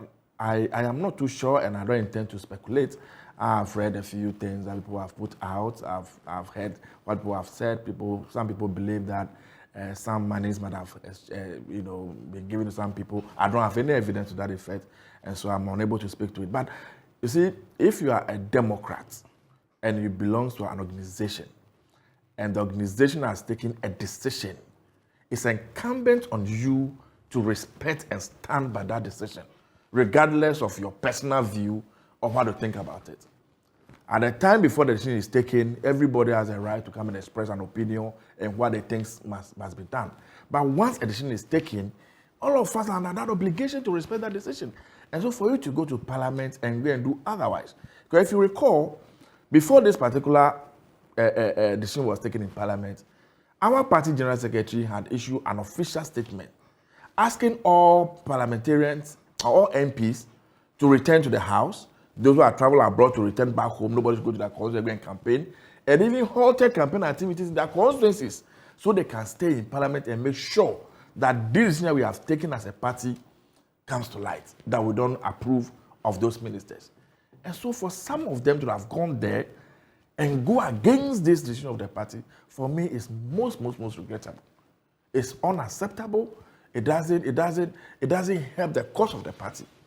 And there was a question somebody... Let me ask you a question right before you go on. These members of parliament, and I do agree that there are whipping systems across the world and all of that. These members of parliament, they are not robots, you know that. They are not, but they are not representing themselves. And whatever the case may be, while I personally have my own concerns about some of the nominees and maybe some things that went through and the numbers who are ministers currently. I have my own concerns, and I've said it time without number. But at the same time, these are not androids. They are not robots. I agree. And if they feel their conscience guides them in a certain direction, of course, having engaged their own constituencies because they reflect these constituencies, can the party issue such directives? And some have called into question the fact that the Asedun Ketias and the Fifi Fiavikwetes would say, vote a certain way. That, in fact, you created this mess for yourself by trying to fetter your members of parliament. I don't think that we try to tie the hands of members of parliament as a political party. I don't think that there's anybody who is on the side of NDC who is just an independent candidate. First and foremost, you are there on the ticket of NDC. It is the NDC that gives you the platform on which you campaign and you won in parliament. You are once they get into parliament, they are there at the behest of the people they represent, right? So are you suggesting that the decision that they took, those who voted against the decision, is what their conscience want them to do? I'm not necessarily saying that. I'm saying that it could be. It cannot be, because we have spoken to almost every constituency and nobody seems to be happy with this. There's no single constituency that we are holding today that you go there, they'll tell you they are happy with what has happened in parliament. Everybody's angry. Right. Everybody's not happy. So it tells me clearly that the decision by those 38 or 40 MPs was their personal decision, which in this case shouldn't be the case. Because the party has taken a decision, their conscience has taken a decision that the size of government is just too huge, we need to do something about it, and this has presented us an opportunity. So please, let's see how we can exploit that opportunity. You know, it's not as if we're asking them to do anything against their conscience. In any case, when the statement was issued by the General Secretary of the party, if you have a contrary view, you have your leadership in parliament as well. Why didn't you go to them and tell them, you know what, this directive has been issued by the party, but we disagree with the party on this directive. We want to do ABCD. So now we can invite you to go and sit around the table and discuss and have an amicable... Why would they do that when there's a whipping system and when there are likely consequences? I mean, whether you're looking at the NDC or the MPP, even look at the MPP caucus, those 80 plus members of parliament who stood against Ken Oforiatta and called for his removal. That's right. You heard some of the rhetoric around that. You heard some of the comments, even intimidating comments suggesting that, you know what, you keep up with this, when you go for the primaries, you're going to be losing. You know, some stalwarts in the party are going to be standing against you. It's a political game, let's face it, and all of you play it. I'm saying that, see, these 38 or 40 people voted against the party's decision. Trust me, if their names come to the fore, all of them will lose their parliamentary seats. Trust me. All of them? All of them. How can you guarantee that? See, I have been on the ground. I've been engaging our people. You've been reading around the social media. They call into radio stations. And the anger down there, the people are simply not happy. Because that is not what they want from their members of parliament. That is not what they want. See, I went to a village, I think I went to Lolobi Kumase on Sunday evening. So I went to interact with the people. Our coordinator there, Comrade Peter, got up and asked me, so if you people are saying that our polling agents should live above board, they should not allow themselves to be compromised by anybody, make sure that they stand there and defend the party at all costs. And they do these things even at the peril of their lives. And then you members of parliament can go and sit in parliament and compromise. What signal are you sending to the polling agents? What are you telling them? And so this is not an issue we can just sweep under the carpet. This is not an issue we can just trivialize and make it look as though it's one of those things. I wasn't able to attend FEC meeting yesterday. I arrived just this morning. I got to around 2 a.m. this morning. I'm not too sure the decision was taken at FEC. But my view would be that the party should institute an investigation into this particular issue.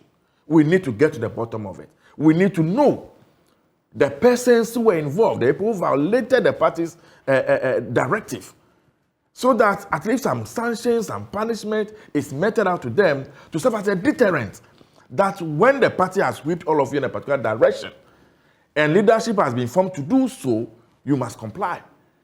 Because we are not working. You must comply even if your conscience. Working. You must comply even if your conscience tells you that decision is your not right. personal conscience is not above the general conscience. That is why you are not an independent.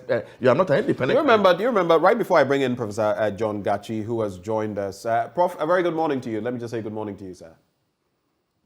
Hello, Prof. Hello, Professor Gachi. Good morning. Good morning. Thank you so much, as always, for joining us. Just hold for me for about a minute. I'll be with you shortly. So you're basically saying that these people should vote willy-nilly according to party lines. Do you remember the Fomena MP's situation? Prof, just hold for me. Do you remember the Fomena MP, who is now second deputy speaker? That's right. You remember the rhetoric? That's right. And the party will not associate with him, and people should not. Today, you see what happened. But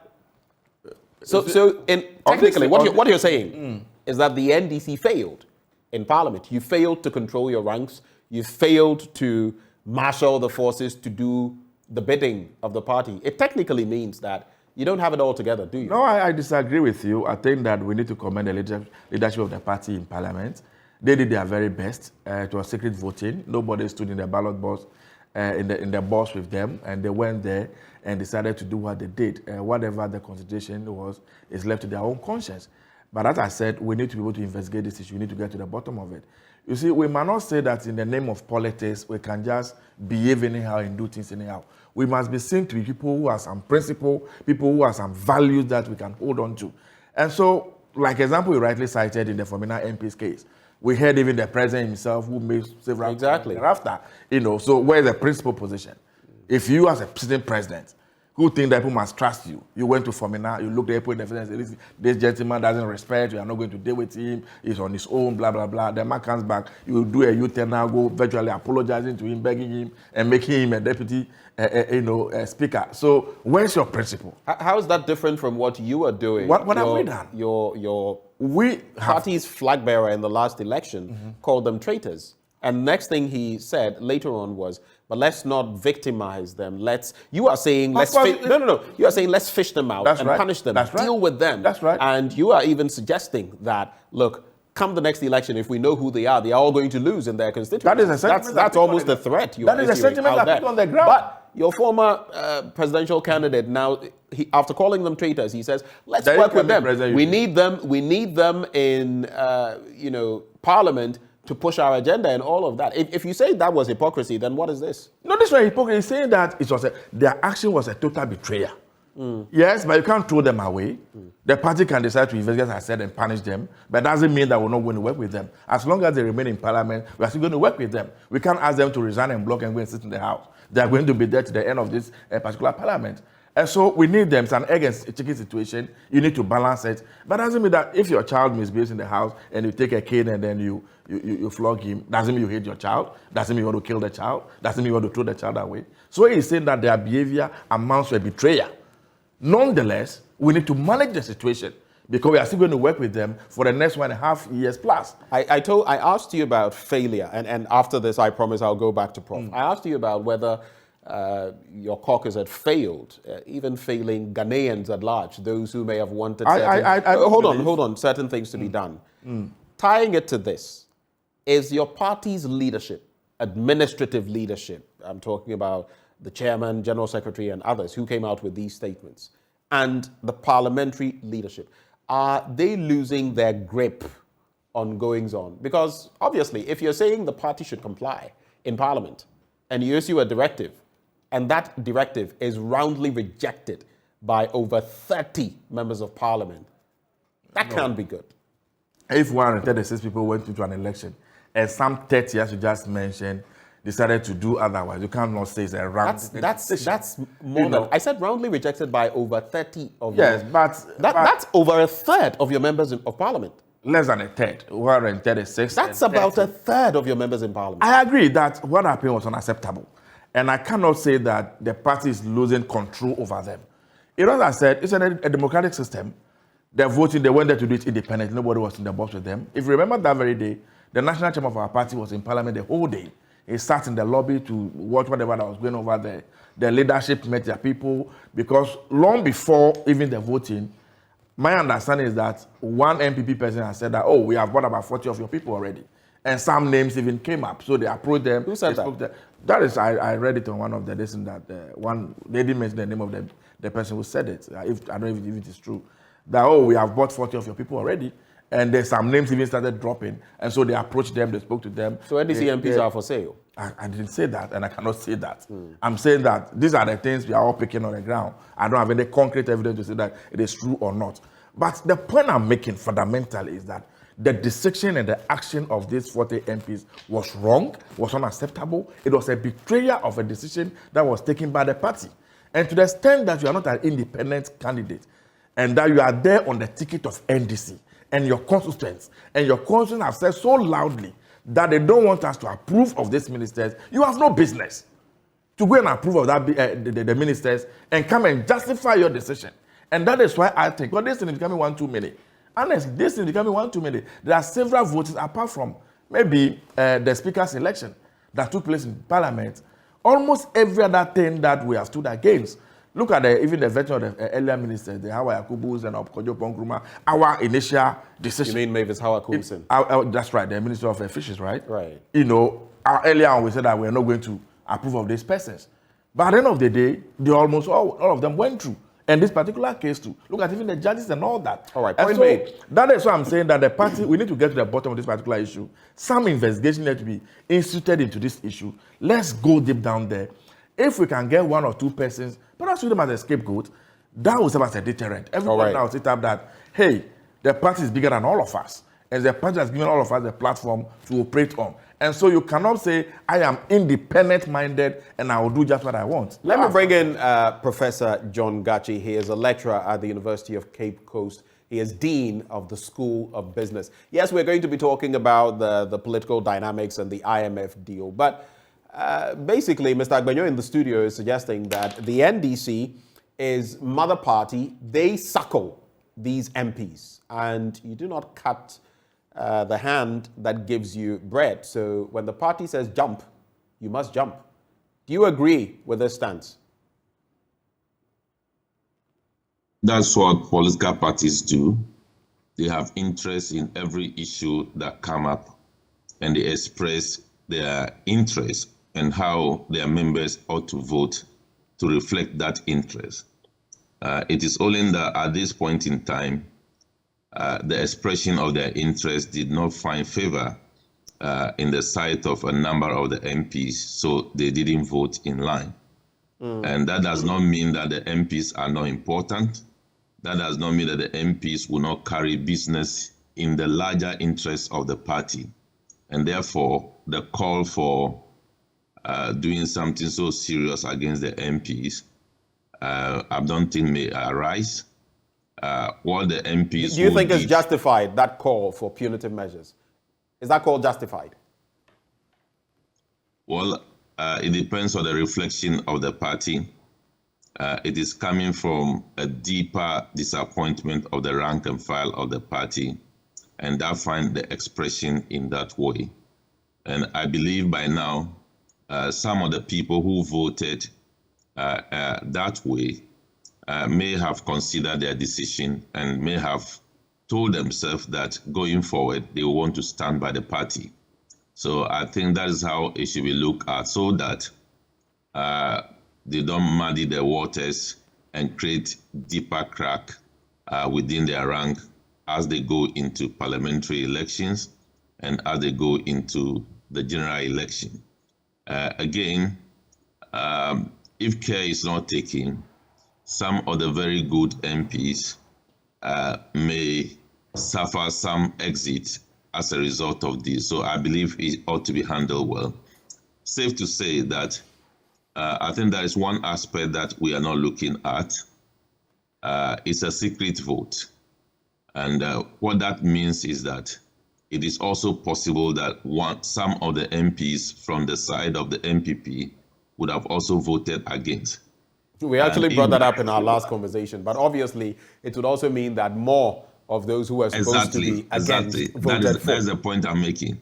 So they should also look at the matter deeper, and not only on the surface that, okay, 31 people voted against. No, It could be 50, it could be 60, depending on the number of people on the side of the MPP who voted against. But as the discussion focused on the NDC, I think we lost sight of whether or not some people voted against from the MPP side. Is this an indictment on the leadership of the NDC, whether administratively or in Parliament? And it comes up because the NDC has reshuffled its leadership in Parliament very recently. So people will definitely ask the questions, which they have on social media and beyond. Does that mean that the new leadership of the party is not able to keep the members of Parliament in line, so to speak? Well, I think what it calls for is that the party should engage in deeper research to really appreciate what actually happened. Is it the weight of a personal relationship that carried the day? Is it family ties? Is it belonging to the same church, etc., that carries the day? So I think that reflection ought to be done, and not merely about the failure. I think the party has failed in this voting, but the contribution of the MPs at large has not failed the party, and that is what the party had to consider. And I also believe that the old executive and those who might have voted against the will of the party are so matured that I'm not sure they want to pay the party back for not acceding to their wishes to maintain the old executive. That would have been immature for them to do. So I think that is why broader reflection and open-minded research ought to be conducted to know why that happened. And going forward, they will be able to deal with matters as much as possible. And again, I also believe that some of the issues ought to be dealt with in-house. You have whipped up the interests of Ghanaians at large, that you are able to vote in a particular way that will reflect the interests of Ghanaians, and Ghanaians rally behind you. Only to see this result, you have not only disappointed the party, you have disappointed Ghanaians. So the party ought to be mindful as to when and how they should whip up the interests of Ghanaians behind them. If not so, the interests of Ghanaians may be winning against the call by the party. Before we get into the economic dynamics and the IMF and all of that, let me come back into the studio. I want us to wrap with what has been going on within the NDC. You've also been vetting your aspirants and all of that. What has that process been like so far? Well, so far it's going very well. President Mahama appeared before the vetting committee on Monday, and he went through the process successfully. My understanding is that Dr. Dufour also appeared yesterday. I'm not too sure he's going to appear today. Originally, it was the parliamentary aspirants who were supposed to have gone to the vetting starting from yesterday, but that has been rescheduled to next week from 3rd. And so far, the information I pick is that everything is going on very well.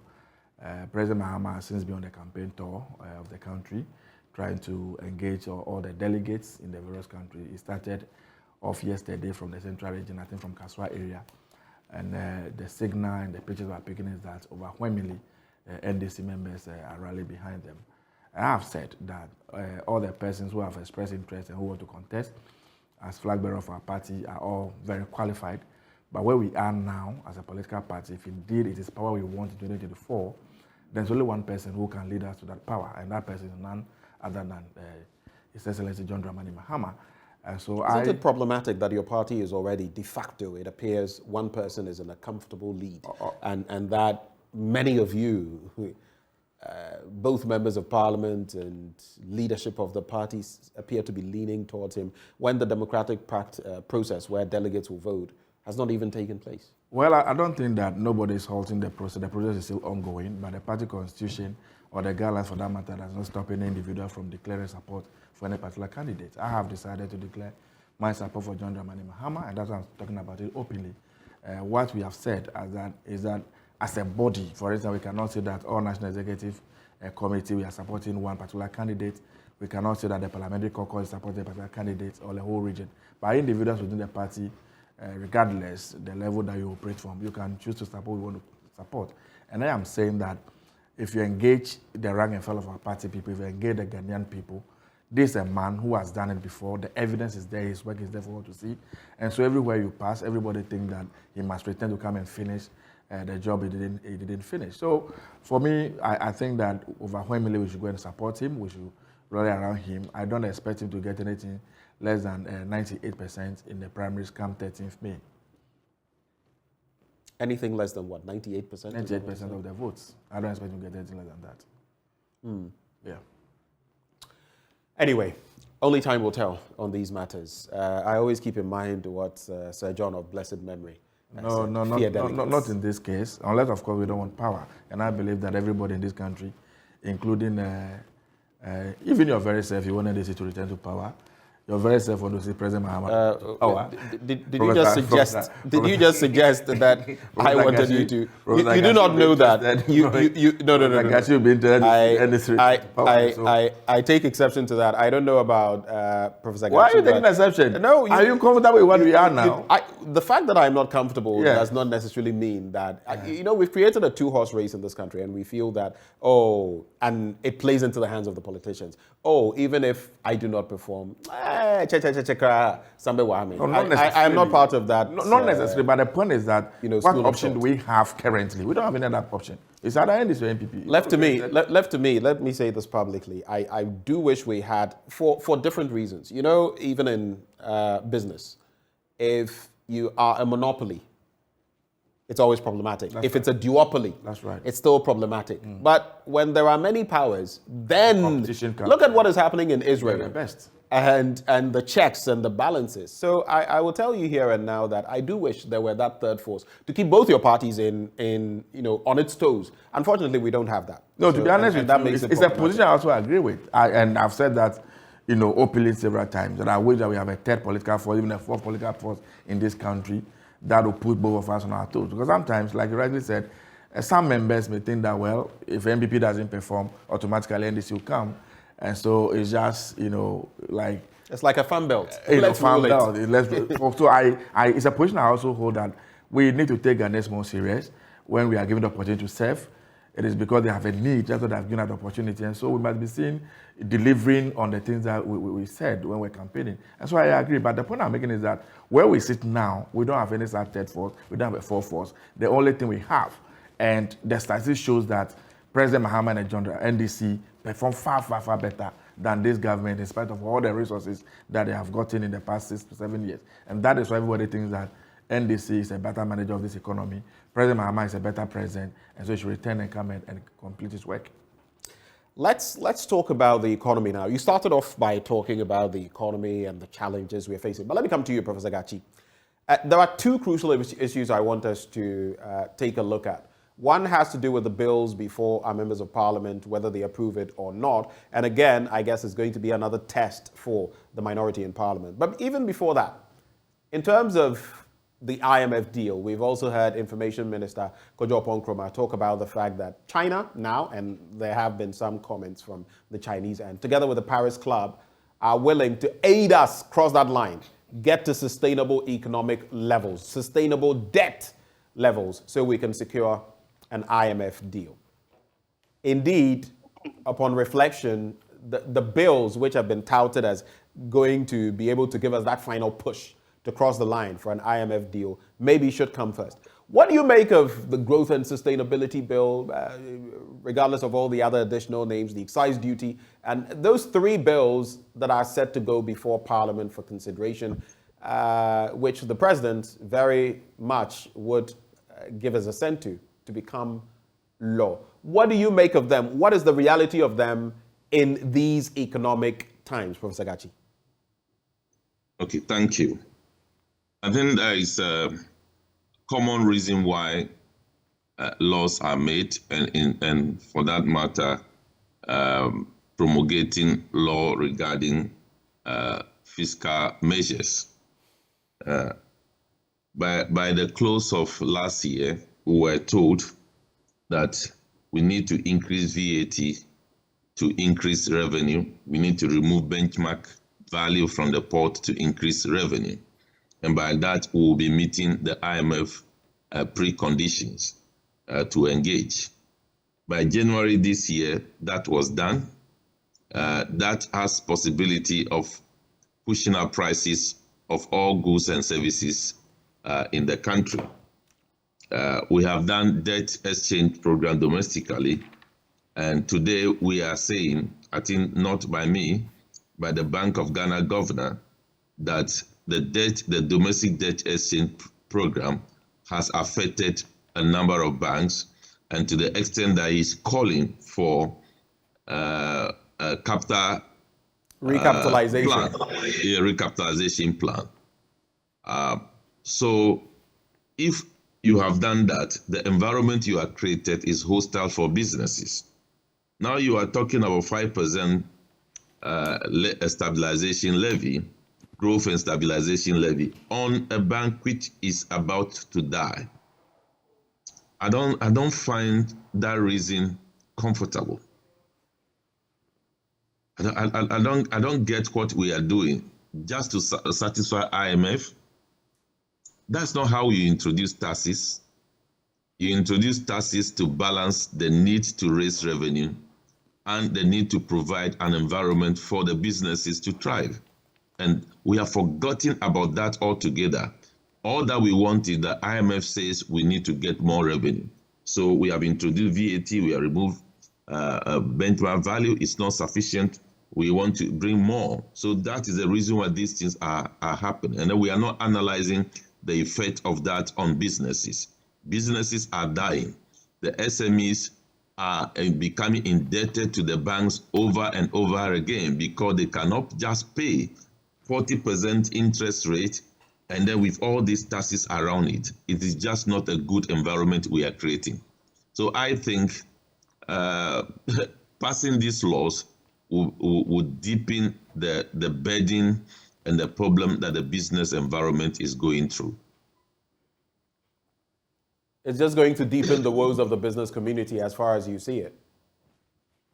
Exactly so. Exactly so. What would be your alternatives? Well, the alternative has been clear from day one.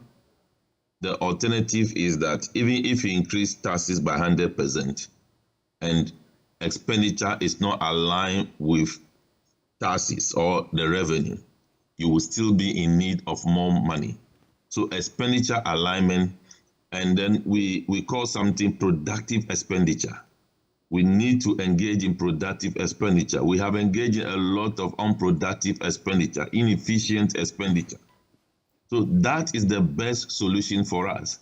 So that when that is done, we may be aligning our taxes with our expenditure, but we have not done that.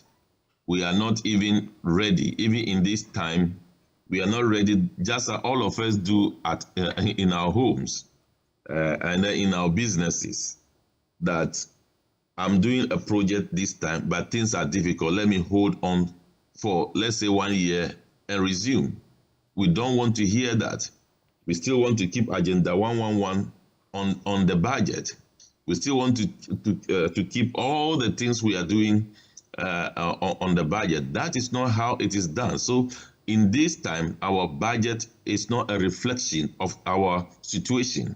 It's something way above what we claim we are suffering. So that is the surest alternative. Just before we take leave of you, two quick points. How soon do you feel we could secure a program from the IMF? Promises have been made first quarter, then it was pushed to March, and now, as has been mentioned, we are not going to meet that March deadline. Should we still prognosticate, so to speak? What would be your timelines? Do you feel within the next quarter we would be able to secure that deal as March comes to an end?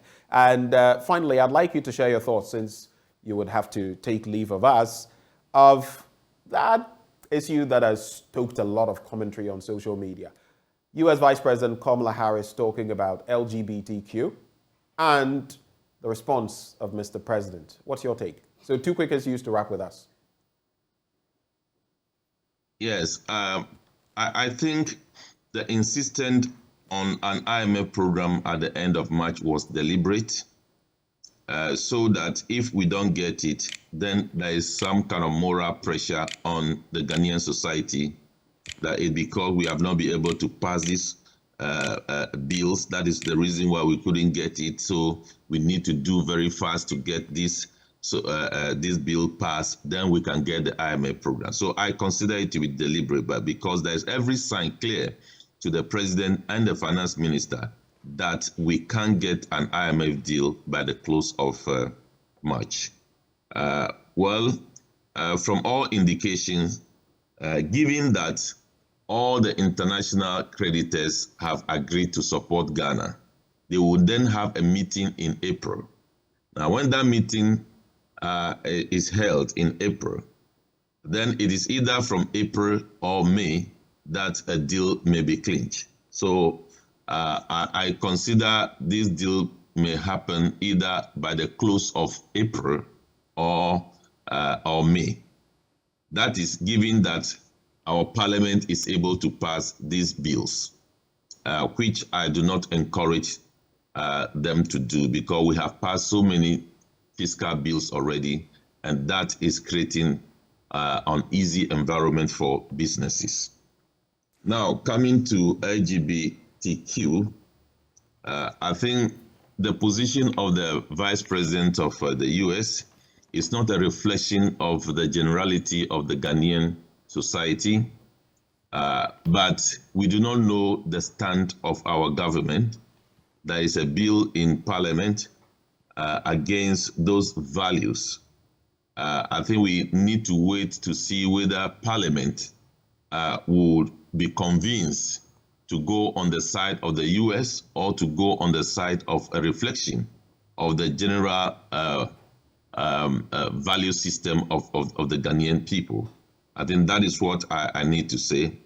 But what it also means that all the promises that the US Vice President is making is likely to be linked to compliance with creating an avenue for LGBTQ in Ghana. So those monies may not come unless something is done to deeper LGBT acceptance and freedoms in Ghana. Prof, we're grateful that you made the time to join us this morning. You have to run off, but we're very grateful that you took the time. Professor John Gachi is a lecturer at the University of Cape Coast. He is Dean of the UCC School of Business. He joined us for that conversation. Let me come to you, Fred. I'll give you time later on to talk about the LGBT bit, but let's stay on your party. Those 3 bills, that was where I started off the conversation with Prof. The business community, all of those I've interacted with, the Chamber of Commerce, GUTA, ordinary business people, have all said this is going to wreak even more havoc on businesses, on our economy, and even the purchasing power of the ordinary Ghanaian to purchase our products. Yesterday, there was something that a friend of mine had asked me to check on sometime last year. If you look at the difference in price currently, it's shocking. Because the product finally arrived per this person who brings the products into the country. And so the person reached back to me that, oh, it has arrived. And I asked, how much is it? And the person told me. And I relayed the information. I was in shock. So I just relayed the information to the other person. The amount that has been added on just because of our currency issues is maddening. I get that.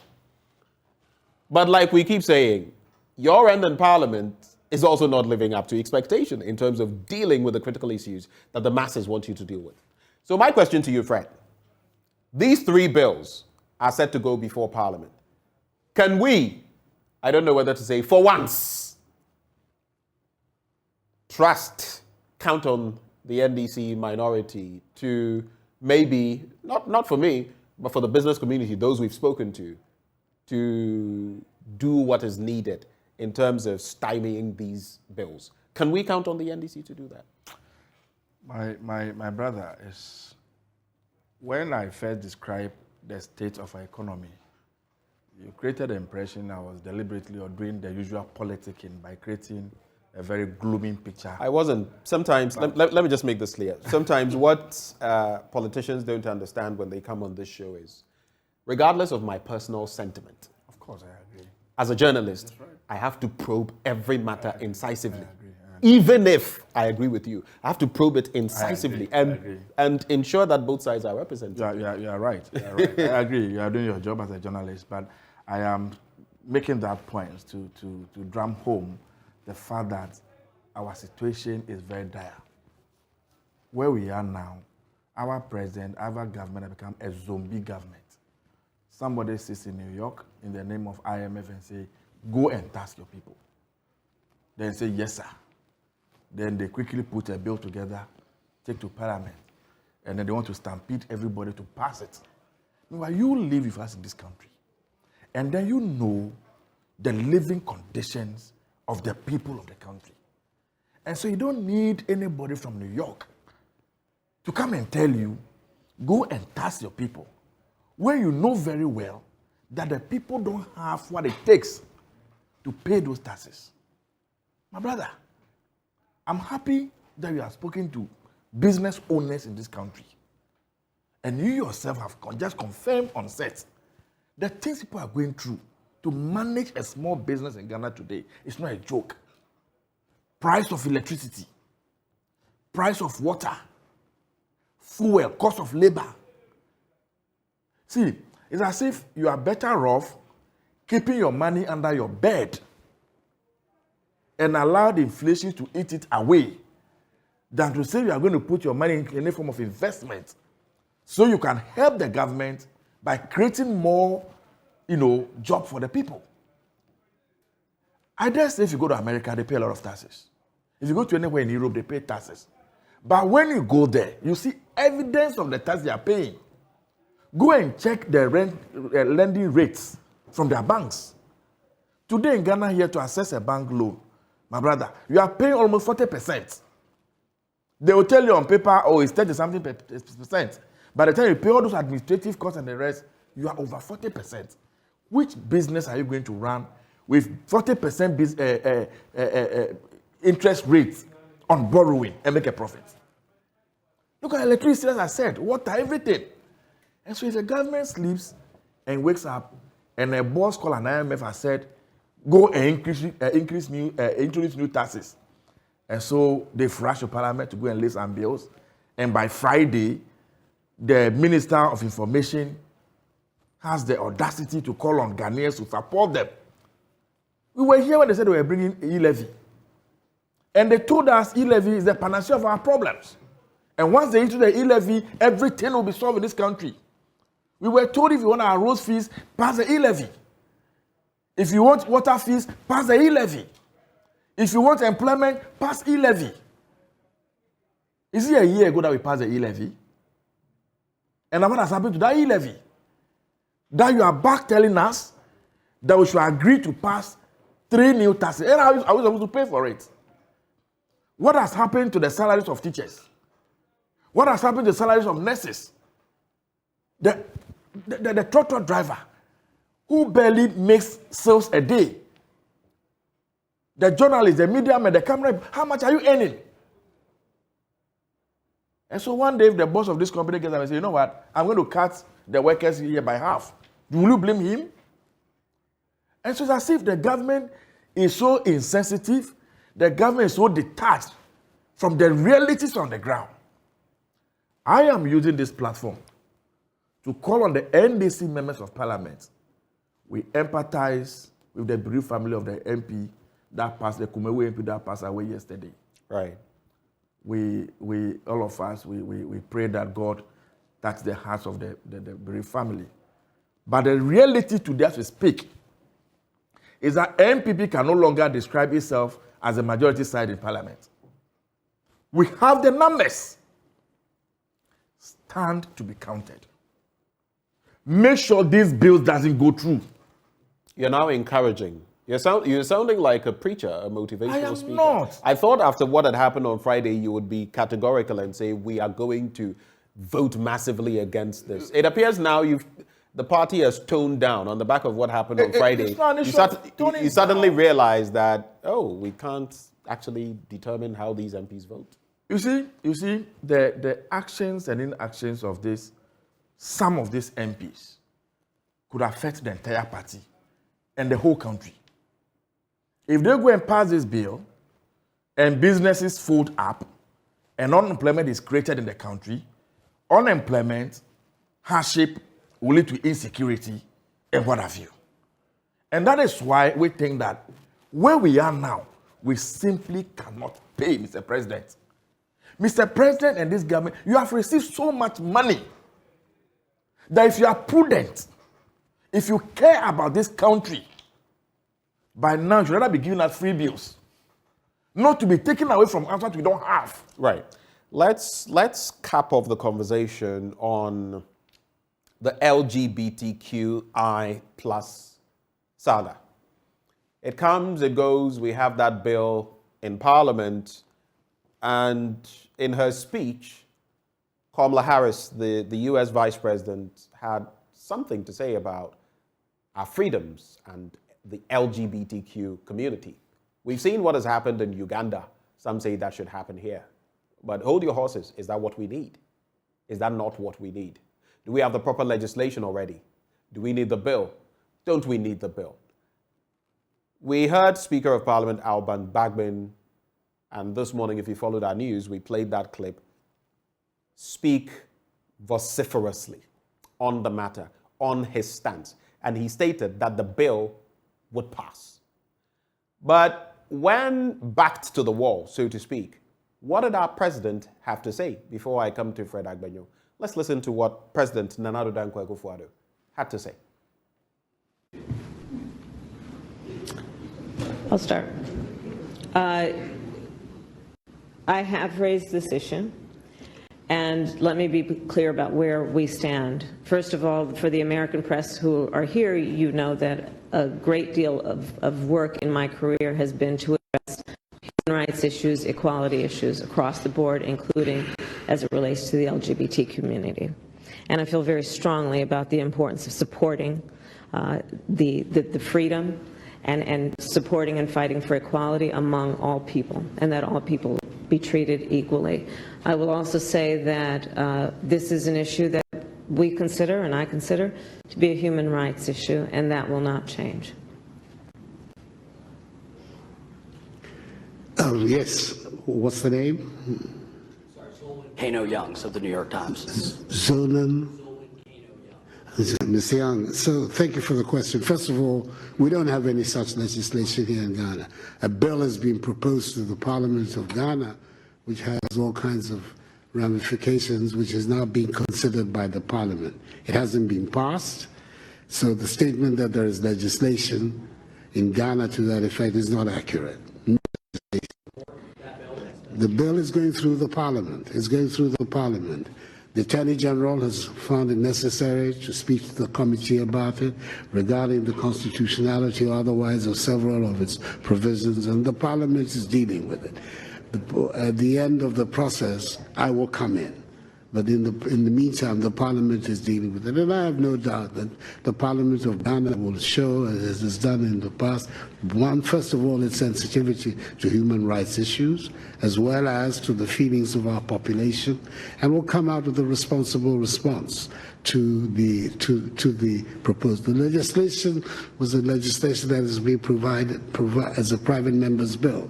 This is not an official legislation of the government, but it is one that has been mooted by a handful of private members. So we will see what the final outcome of it. But my understanding from a recent discussion I had with the committee, the substantial elements of the bill have already been modified as a result of the intervention of the Attorney General. We will see what the final outcome will be, and that is the stage at which I will also have the opportunity to prevent.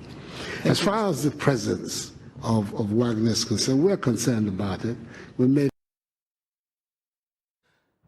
So we've heard from Mr. President, from the horse's own mouth, literally speaking. He speaks about modifications that, are going on as far as the bill is concerned. But I found it interesting what he makes mention of.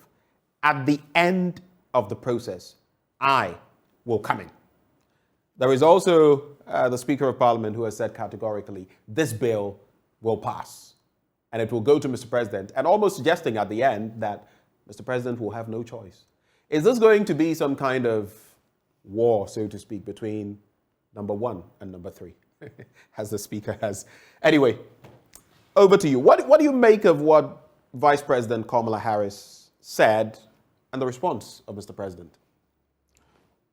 See, I think that the West has a responsibility to take us a bit more serious. I know that we are a sovereign country, that we have our own values, we have our own culture, that on any day we will not compromise on. If it means that we will starve to death, I think that when it comes to issues like this, the larger Ghanaian society will choose that option than to bow to the whims and caprices of any so-called powers that be. We are very clear in our minds.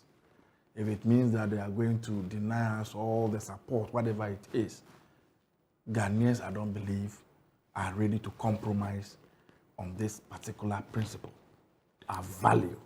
We cannot go to America. Let me ask you, which values? What do you describe as human right?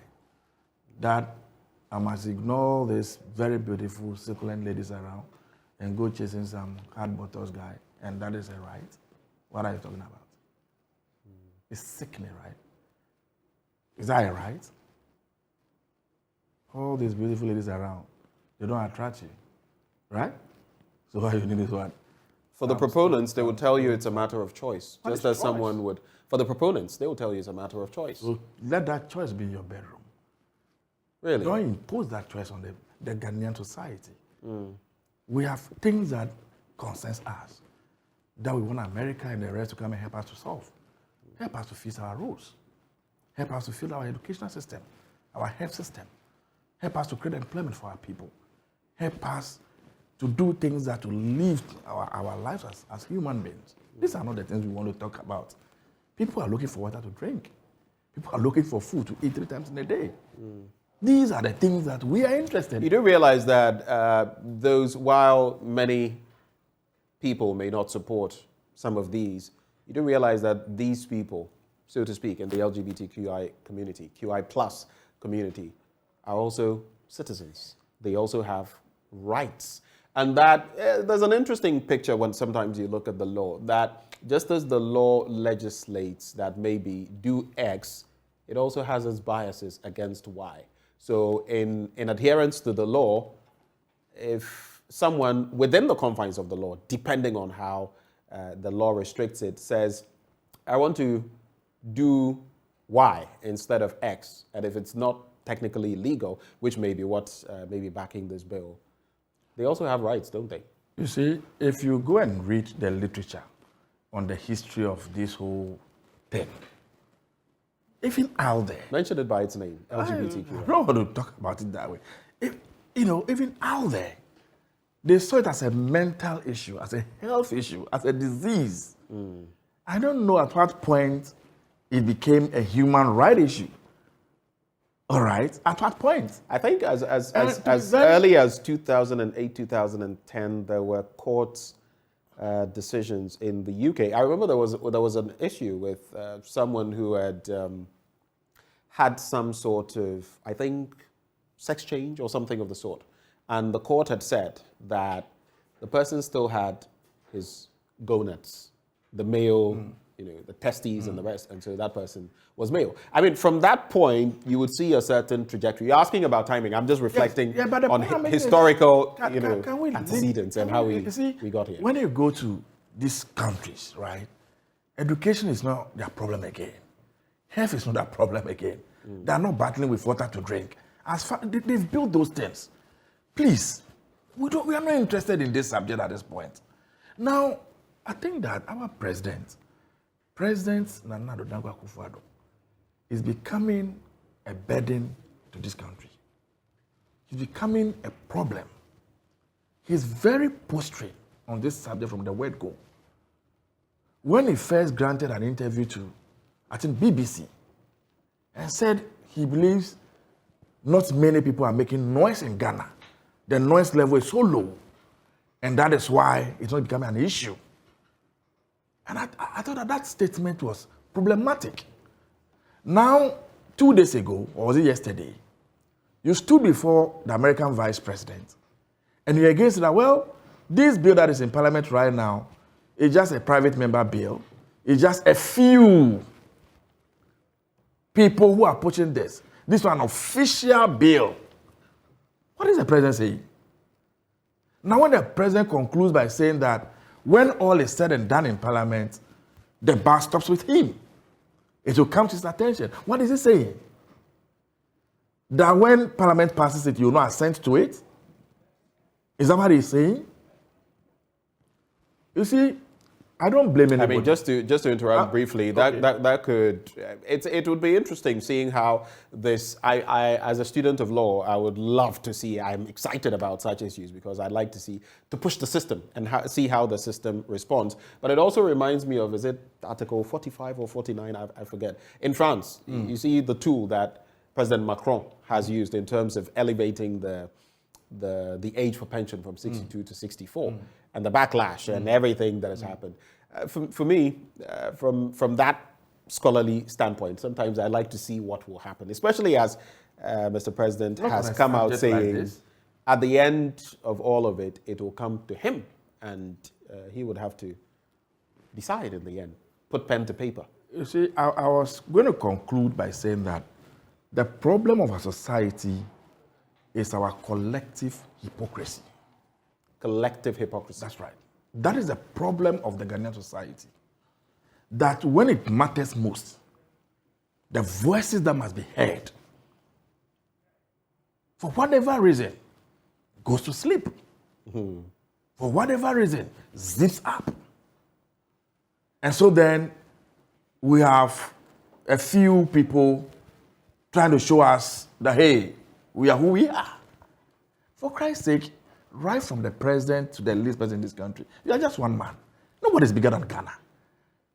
But even as we talk of that, some people will tell you, yes, we agree with you, but as we say in Chi, we never veranda. You don't even have a veranda. And you say you'll keep, why don't you have a veranda? In which space? And why are we going to the IMF? You see, my brother. So some would tell you that, look, yes, we may even side with you, but let's stop all the rhetoric because these are the same countries you go pan in hand, begging. You can't go and do toboe when your paymasters, so to speak, tell you what to do. In fact, this morning I was raising the point while interacting with Dr. Kwame Asare-Asante. The West would often not go to the Gulf countries or the Arabian countries. Oil-rich, independent in the true sense of the word and all of that, with some of this rhetoric. Others make that point. But some would say that you have all the resources, but you have nothing. You're always begging. So keep quiet and swallow it. How do you react to that? Who do we blame? We blame the political elite. We blame people who have been in leadership since independence. We blame the people that the Ghanaian people have entrusted the destiny of the country into their hands. Otherwise, Ghana is not a poor country that we have to be running around the world, begging everybody for survival so they can look us in the face and tell us whatever they want. But because we have refused to manage the free gifts that God has given to us, a country blessed with oil, diamond, gold, everything you can think of, arable land, river body, sunshine. What do you want to develop and be an independent country in its true sense? Our policy, our foreign policy has always been non-alliance. Why? As you rightly said, if you cannot go to the Gulf regions and go and tell them these things, why do you think you can come to us and come and tell us these things? Do you know what human rights abuse is? Do you know what happens in America every day? The people whose rights have been abused in America every day. And that one is not a subject to be discussed. Because the media will never put that one out. They'll concede it. They will show to us only the things they want us to see and know. I think that, you see, as I said, our problem is because we are hypocrites. We don't speak the truth. That is our problem in this country. If all of us are ready to speak the truth and stand by the truth and die by the truth, some of these things that we are experiencing, some of these things that are going on, definitely will not happen. But because we are refusing to do it. You see, Vice President, please, we beg you. We have our own challenges. This morning, some children are malnourished. A few weeks ago, we didn't have common vaccines. As we speak to you, pensioners cannot even buy pharmaceutical products. Go and check the price of maybe a BP drug that a few months ago was less than 50 Ghana cedis. Today, go to the same counter, go and check the price. These are the things Ghanaians want to see. This is a conversation we want to have with you. If indeed you have us at heart and you want to see this country develop, these are the things we want to discuss. Fred, we're grateful that you took the time to join us this morning. It's been good having you. I don't think we've not had you on the show in a long time, so it's refreshing that you took the time to join us this morning. I think that the whole of this year is the first time I've been on Indeed. I've been in the Republic of Guam. Maybe right before I cross over to my colleague Bernice, on the political spectrum, what are you hoping? What are you looking ahead of? Personally? Yes. Yes, I'm praying that when the seat is constituency is eventually created. Which seat? The South one constituency. I want to run for Santo Kofi, Akakpo, Likwe, Lolobi. That's right. So I've been there working very hard. I want to get an opportunity to represent those people. And so far, it's been very, very, very good. I've received so much support from them. And I think that the opportunity will come and I'll grab it. There was talk that Fred Nyama would go for Ayawaso West will go on. There's talk that John Dumele will go back. So Fred may just come and contest you. Who is Fred? Fred Nyama. Or is he from that place? Well, there was talk about the fact that he would go for this or go for that one. Well, I don't know. I know about Fred Agbenyo. I don't know who else is coming. All right.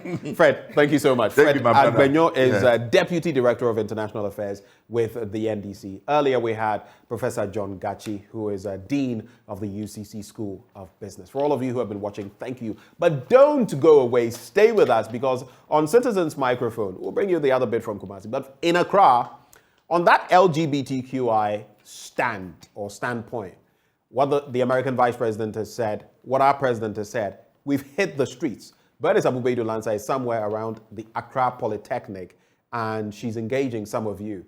Let's cross over to Bernice. Bernice, if you can hear me, what's going on in your interactions around the Accra Polytechnic? Minorities when it comes to sexual rights, and even though she didn't speak explicitly to the bill, she said that she was somebody who believed that all minorities should be protected and their rights must be protected as well. The Speaker of Parliament, Alban Babin, has slammed her, and he has said that the bill on proper human sexual rights and family values will be passed. There's been a lot of reaction. You remember that issue about the projection of the flag colors, Ghana, USA.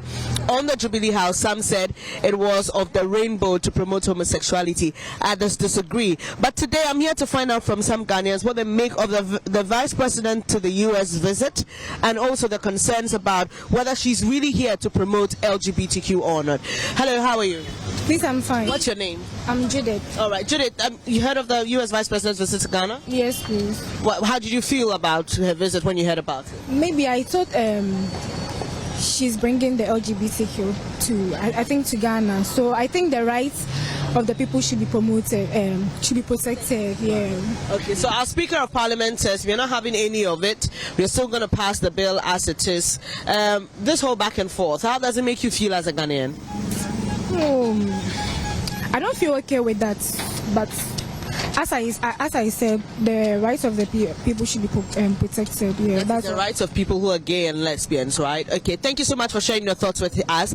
I have another gentleman here. What's your name? My name is Vincent. Vincent, heard about the Vice President of US visit to Ghana? Yes, please. All right. When you heard about it, what did you think at first? Maybe coming to help in terms of our economy, because every day we used to complain it's bad and things. So yeah, that's my mind. Have you been on social media? Have you seen some reactions, LGBTQ focused reactions and all that? Yes, and I don't see it to be right for her comments that in Ghana we don't support it, and it's not part of our culture.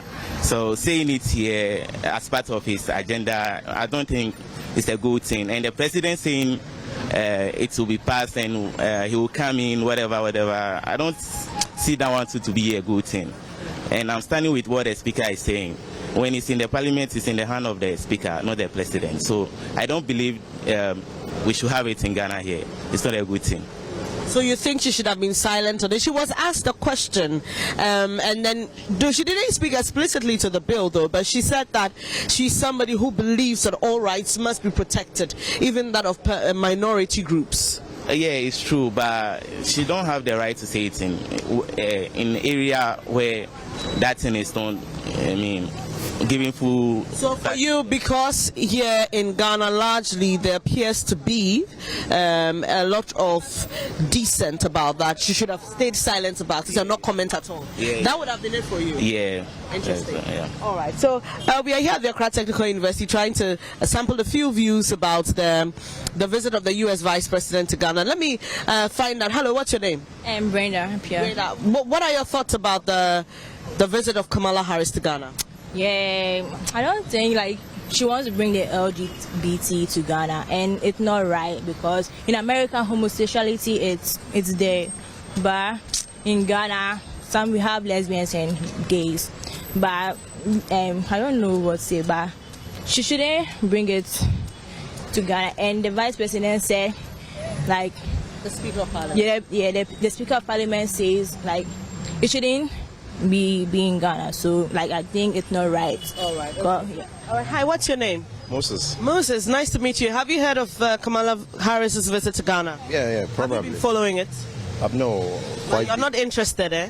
Not that interested, but I have a lot of schedules to attend to. Okay, but have you seen the reactions on social media, especially to the LGBTQ concerns and angles? Culturally, we are not interested in that. As Ghanaians, traditionally, we are not groomed to be those types. So I don't think our people will be okay. And that's what I think.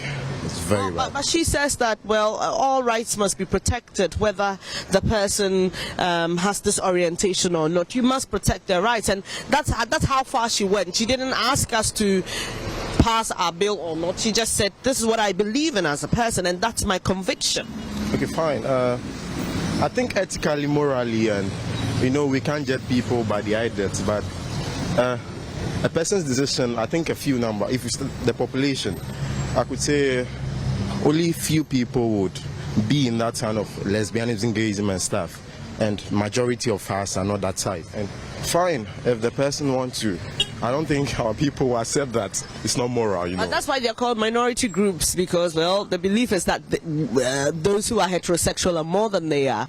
So, what do you think? We have a bill in Parliament. It's been before the Constitutional and Legal Affairs Committee for quite some time. The Speaker has said that the bill will be passed. We understand the President said some modifications and all. But for you, generally as a Ghanaian, what are your thoughts about that bill and what it contains? Okay, fine. That bill it's okay for that bill to be passed, but I don't think it's really moral for us. I think everyone bears that consciousness in him or her that is not right. It's not right. The bill is actually forbidding that, and even for persons who promote homosexuality, you will have to face the law. So you want the bill to be passed in that form? Yes, it should be passed in that form because it's not moral. Yeah.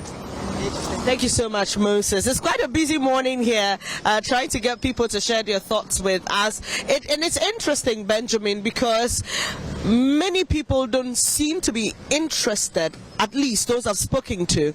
They say, well, she's here, we know she's here, but we are not following her activities. We are not listening really to what she's saying. It just may be that the people I'm speaking to are the ones. It may not be a general reflection of what's happening across the country. So let's see if I can just get a few more thoughts and then we'll wrap it up here. Hello, sir. Good morning. How are you? I'm great. My name is Bernice. What's your name? Samuel. Samuel, have you been following Kamala Harris's visit to Ghana? Not really. Why? I'm sure other things that have occupied my, my schedule as well, but not really. It was on JoyNews. Yeah, usually my set's on JoyNews. So Thank you so much. Pleasure. So it was on JoyNews that I happened to watch his speech at Independence Square, and I'm told I think he spoke a bit on entrepreneurship, women empowerment, and so on, and I think a little bit on the Cape Coast visit as well. Yeah, so basically. You didn't hear anything? She was asked a question about LGBTQ promotion. You didn't hear anything like that? Haven't seen any reactions? I didn't watch that one. Okay. What I watched was on the Speaker.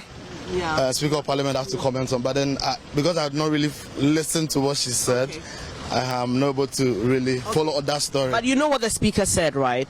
So let me tell you what she said. So she spoke to some people at the Jubilee House, and for those of you who are not aware, because it looks like a lot of us aren't, this is what the Vice President of the US said. She says, I feel strongly about the importance of supporting freedom and supporting the fight for equality among all people, and that all people be treated equally. I will also say that this is an issue that we consider, and I consider, to be a human rights issue, and that will not change. So she says she feels really strongly about that, and this is after a question was posed to her. She didn't speak directly to our bill in Parliament, you know, about that bill on the promotion of proper sexual human rights and family values. So you've heard what she said, you've heard what the speaker said. He is insistent that we will pass the bill. What are your general thoughts about this entire conversation about the promotion of LGBTQ and human rights? So from what you're reading, so she didn't directly speak on the bill. So she's talking about the human rights aspect of the bill. In fact, with speakers, I didn't really, I've not listened to the entire conversation about the speaker. But then I think when it comes to human rights, I mean, we all know all of us have human rights. So I believe since she didn't really talk about the bill as in whether it was good or not, but then with the human rights aspect, I think I don't think we should hold her. So for you, you don't think we should? You think people are being too harsh on her? Some say she actually came with that agenda. Some say it's a subtle agenda to promote that. Do you agree? I wouldn't say that. I mean, because I don't think Vice President of the United States can really, change. I don't think she can do that. So I think people should, people should wait, and then with our bill, let's see how it's going to turn out, and then not really, because I don't think she can really change. But what are your personal views about the promotion of LGBTQ issues in Ghana? I think it has to do with what we have grown up to see. So like the bill, like what the bill says, proper. So that's what we have grown up. As a people, as a country, that's what we have grown up to see.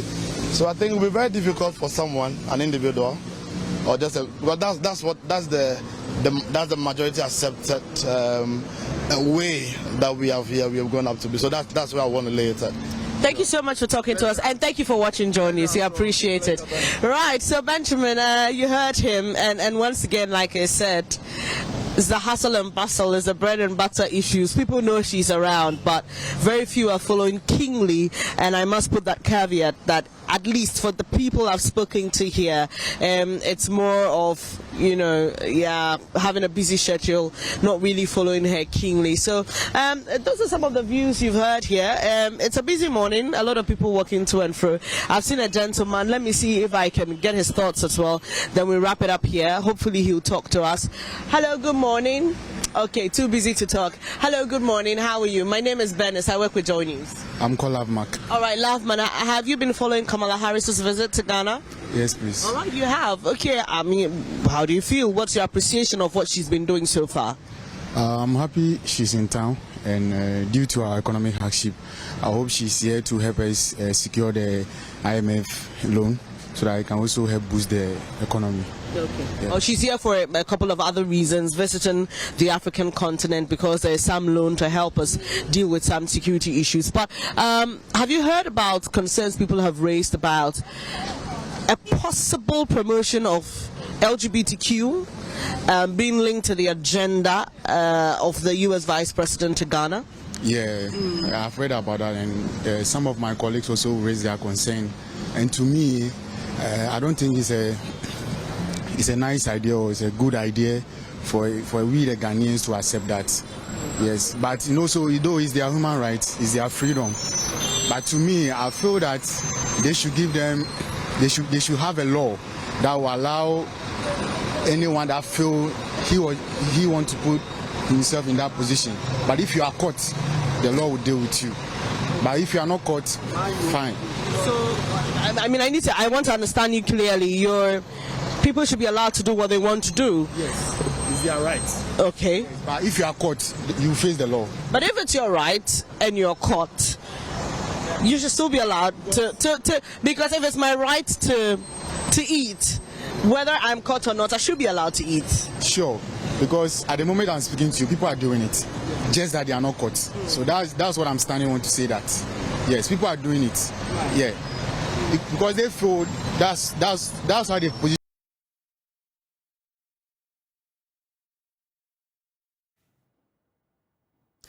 Bernice Abubeidu Lansah, my very own colleague here on the show, getting the sentiments of some of you out on the streets. My apologies when I said Accra Polytechnic, of course, it's moved on. Accra Technical University. But those last comments by the gentleman got me thinking. Reminded me of a book by Jeffrey Archer from way back, The 11th Commandment, Don't Get Caught.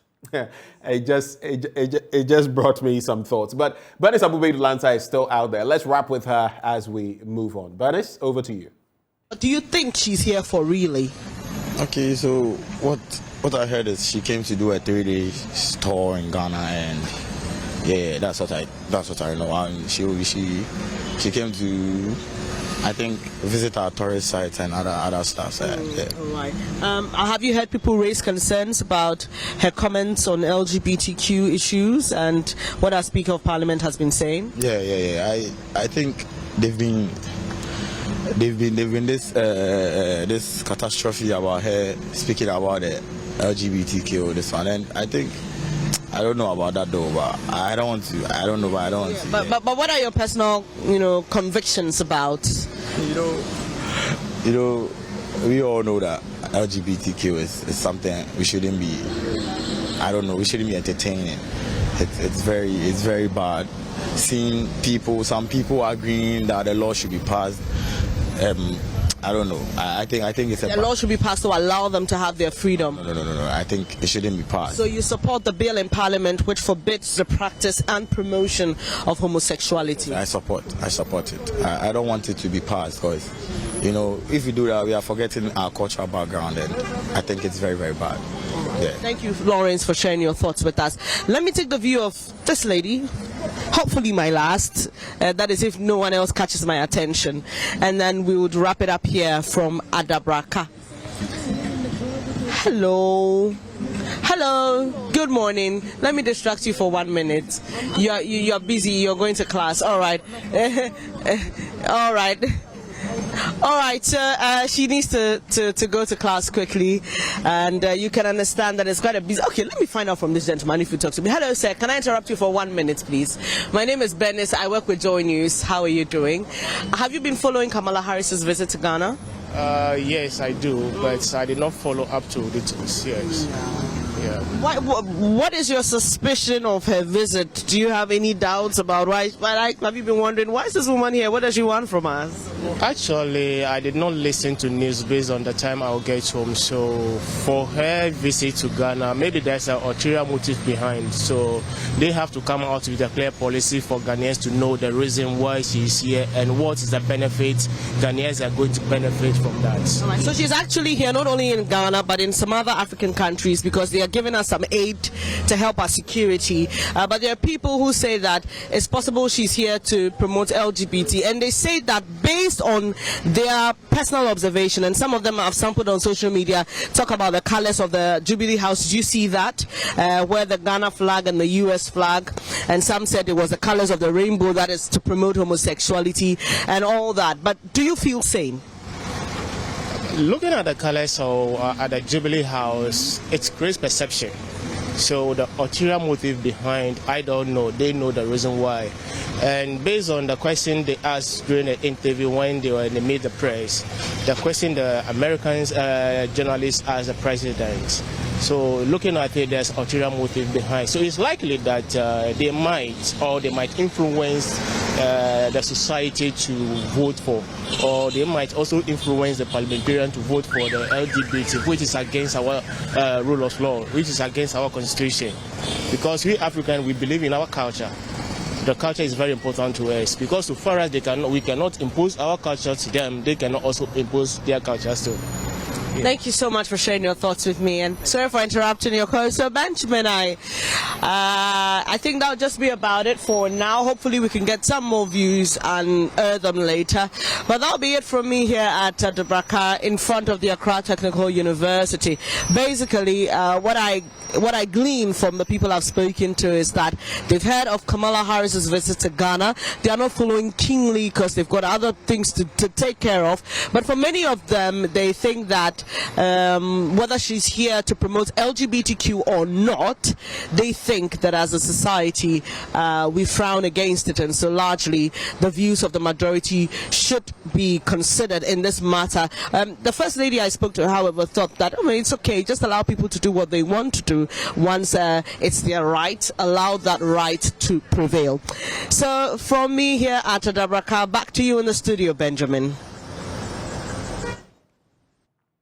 Thank you very much, Bernice. Interesting comments, interesting thoughts that have been shared. We're going to take a breather, but right before that, we know water is life, and I'm going to be taking a sip when we take the break. Which brand of water am I going to be sipping on? Awake Premium Purified Water, which is treated through a strict purification process to ensure that every bottle on the market refreshes you better. And they have sizes for everybody, from the children to adults to heavy drinkers. 330 and 500 ml bottles.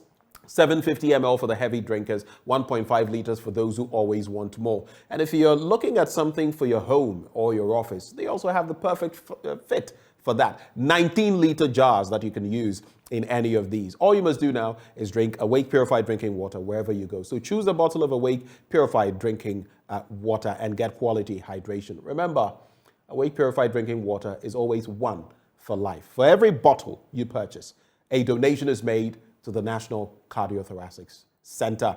And that for me is always heartwarming. It's another quality product by Casapreco Company Limited. For bulk purchases, just call this number 0262 351 251. 0262 351 251. This advert is FDA approved.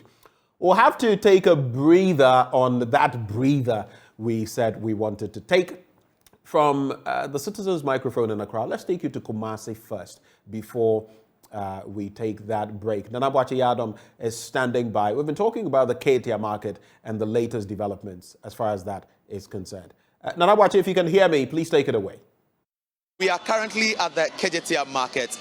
Just yesterday, the traders went on a protest to disagree with the decision of the management to shut down about 700 shops here at the affected place. Their concern is that some of the shops did not get affected by the fire outbreak. Hence, there is no need for management to close down about 800 shops over here.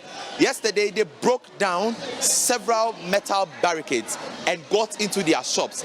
Just today, this morning, they have been evacuating their things, leaving their shops and moving out. They are demanding a different space. They are demanding city authorities to give them a different space to operate if they are going to move all of them out of this place. So right now we have some of the market women over here finding out from themselves where they will be moving to.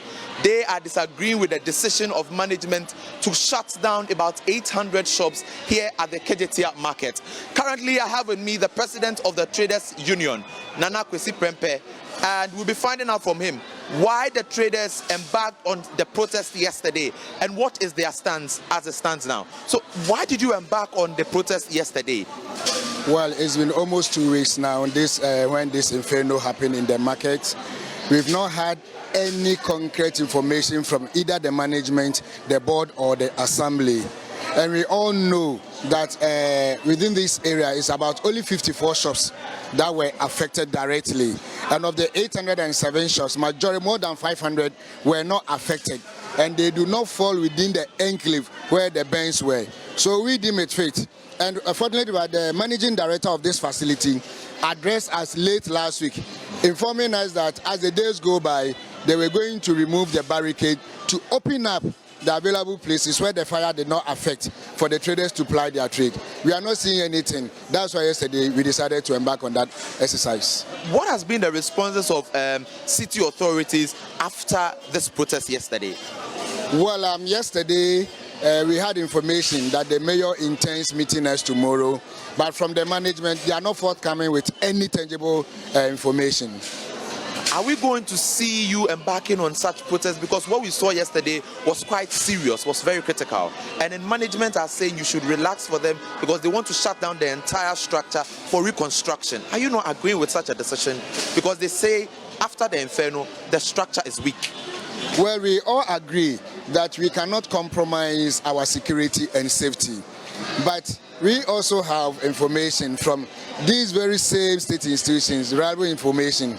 They tell us that there are succession parts. If you look at the right-hand side, those parts, they don't fall within the metal zone where the fire affected. And you realize that that place is safe. We've also done our checks. We realize that that place is safe. Be it as it may, who is telling us the roadmap to the reconstruction of the market? Those who were affected by this fire, who is telling them something? The management is not forthcoming. The assembly is not forthcoming. Nobody is telling the traders anything. So we think that after we had done that yesterday, the mayor said he is to meet us tomorrow. We are not lawless people, no. We cannot live in a state and we become lawless. But no, those who are supposed to take action, those who are supposed to lead us, those who are supposed to give us information as to their roadmap in restoring back the burnt area, they are not forthcoming with any information. That's why we embarked on that exercise. So you can see far behind us, the traders broke the metal barricades over here and then they got into the market to evacuate their things. But right after evacuating them, several traders have also decided not to move their things at all. We are finding out from the president of the Traders Union, Nana Prempe, why the traders took that stance. So Nana, the committee is going to be inaugurated this morning to investigate what led to the outbreak. What is your stance also on that? Oh, for we traders, we have a lot to say. And we would like to take that opportunity to appear before the committee. For all is not well in the management of this facility. And in the long run, it's we the traders who are beneficiaries of this facility. So if there is opportunity for us to appear before the committee, we have a lot to say. And just as I was reiterating earlier, you can realize that the burnt area, no trader is going to that place. The burnt area, no trader is going to that place. So those areas that are not burnt, we've engaged personnel of the NADBO, we've engaged personnel of National Fire Service. They are not also in support of the total coordinating of the area. We agree that if it's about the 54 shops and shops that fall within that enclave, if that place is going to be cordoned off, we have no problem. What about the remaining 500 plus shops?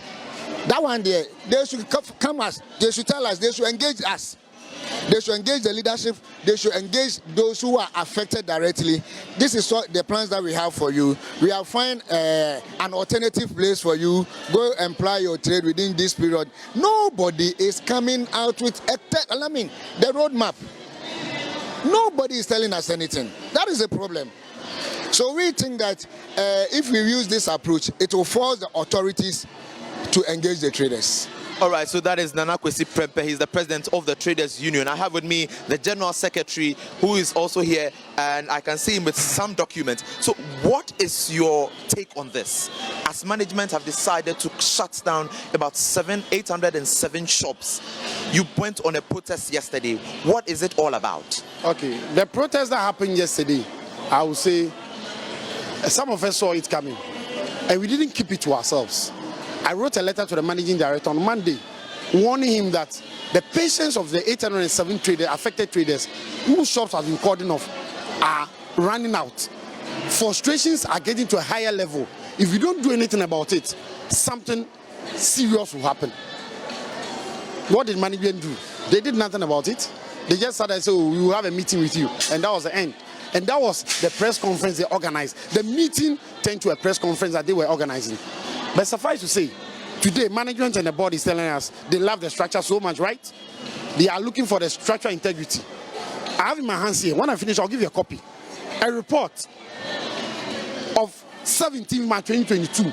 This whole report predicted a fire. Predicted the things that were not going on well in this market. Things that were out of place. And warning that this fire could happen. What did the board and management do? They sat down. 2 days short of the date this report came, the fire happened. So today they come out and tell us they love the structure so much. Structural integrity. Let's clap for them.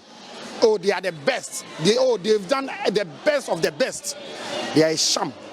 What do you have inside this report? In this report, the report tells you the fire hose that they are supposed to be used to quench fire was not in good shape. Sprinklers were not working. Smoke detectors were not working. They were damaged. They were covered with cobwebs. They should work on them. They never worked on them. The pumping station, the pump that was supposed to pump water to quench fire was faulty, was not working. What did they do about it? 1 year on, the fire came.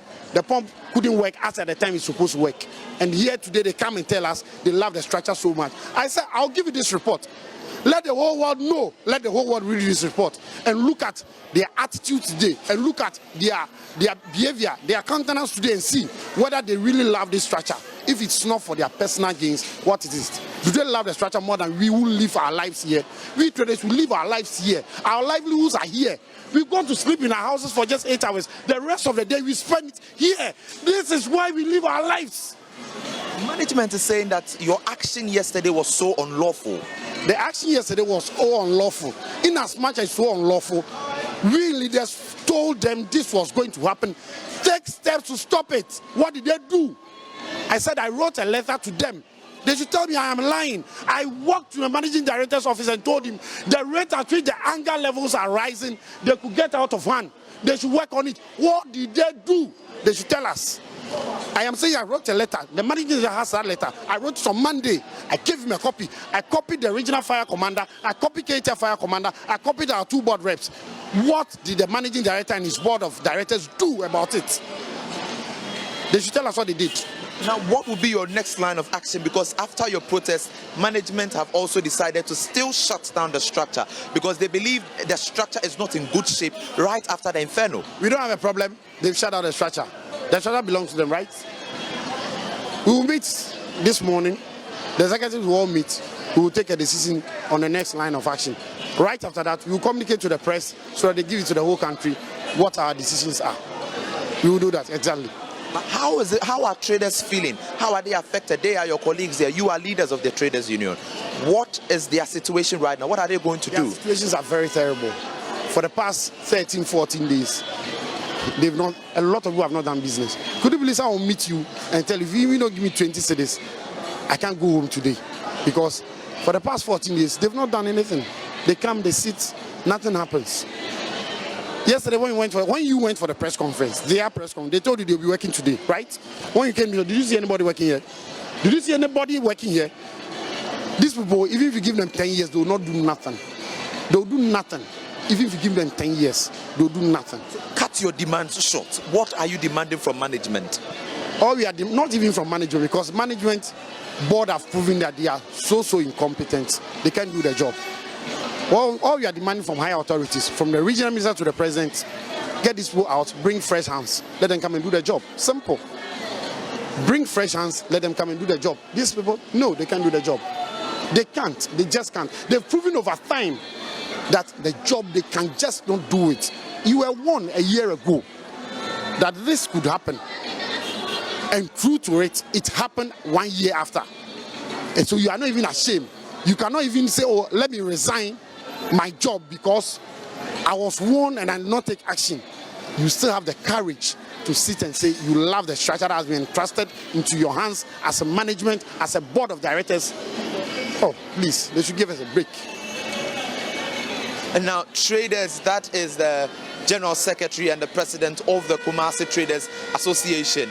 They are saying that management's decision to shut down the about 807 shops here do not go well with them. they will be holding a press conference to express their displeasure or dissatisfaction towards the decision. But currently, traders are here. Some of them are evacuating their things out of the KJTR market. Some of them have also decided not to move at all. They are also ready to stay here up until management would consider doing something for them. Some of them have also taken up their things. They've moved them to occupy some other spaces, some pavement shops down there at the KJTR market and also the central market. So currently, this is the situation here at the Kumasi KJTR market. Currently, traders are evacuating their things, and some also have decided not to move their things at all. For Joy News, my name is Nana Bwachitankwayadom.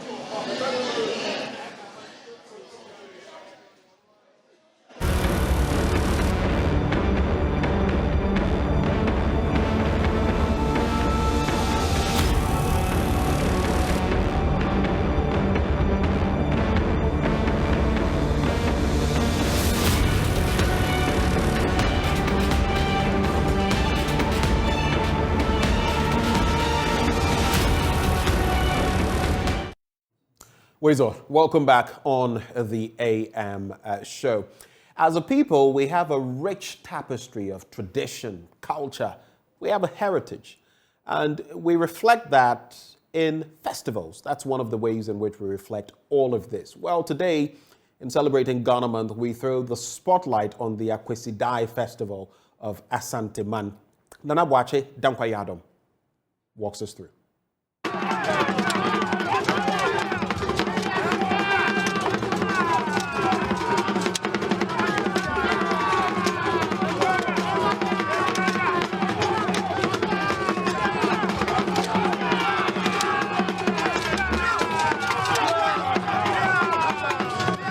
The Akan traditional calendar is divided into 9 parts with 6 weeks in each.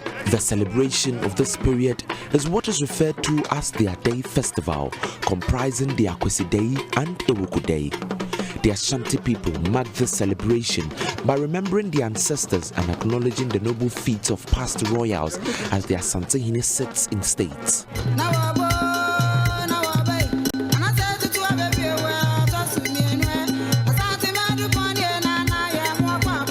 Akwesi Day is a very important occasion in the Ashanti calendar. During this period, we see a united Ashanti kingdom. Join me, let's get into the Minsha Palace and learn more about the Ashanti kingdom.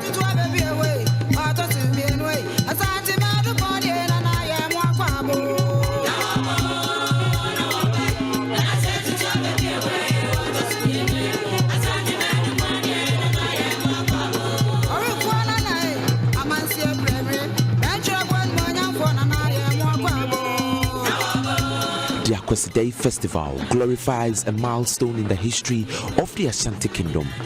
Its first celebration was during the attainment of statehood when the Ashantis defeated the Dinchas in the Battle of Feyase, also known as the Ashanti Independence War. When mentioned, Teacher Safo Kantanka is a cultural historian at the Minsha Palace. These days are reserved for special prayer of the people. These special prayers are offered through our supposedly dead kings and chiefs. This is because the people believe that our leaders don't die. They are resting and they are closer to the Almighty God. And in so doing, they believe that their prayer will reach God faster than when they themselves pray to God. Akwesi Day, according to the Ashanti Cultural Archives, is an ornate ceremony commemorating the dates that the Ashanti golden stool was magically brought down from the heavens. Teacher Kantanka explains the meaning of Akwesi Day. The Akwesi is a G word emanating from or coming from Sunday. The G word for Sunday is Kwesiada or anybody born on Sunday is called Akwesi. Now, Ade is a sleeping place. What the people call the Akan believe in is their leaders don't die, they go to rest. So these days are reserved as a day of remembering our fathers or our forefathers who have gone to sleep. A number of sheep are slaughtered as part of the rituals that take place on Awukude and Akweside. And these are used to prepare food for the living. And certain portions of the meat are selected to prepare special meal for those in the spiritual world. It is believed that they come out to partake in the feasts which take place on Akweside and Awukude in spirit. And theirs are put at special rooms called Nkomyafieso, or where the black stools are preserved in honor of chiefs that have passed on.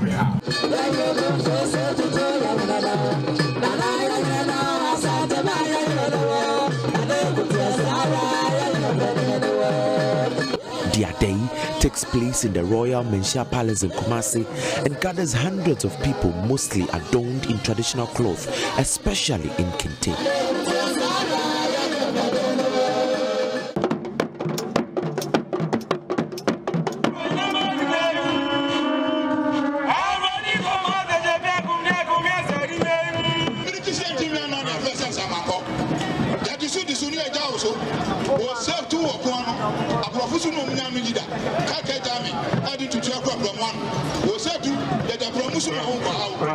During the festival, the rich cultural heritage of the Ashanti people is displayed to attract local and foreign visitors. Ashanti is a union. Day in, day out, some smaller chiefs are promoted to the status of paramountcy. So as we talk now, they have about 70 paramounts. They plan together, execute together, defend together, do everything together. So in such occasions, they are called upon to come and stand behind the leader, that is the Asantehene, to support him and do whatever he's doing. On this occasion, chiefs and queen mothers displayed their rich culture.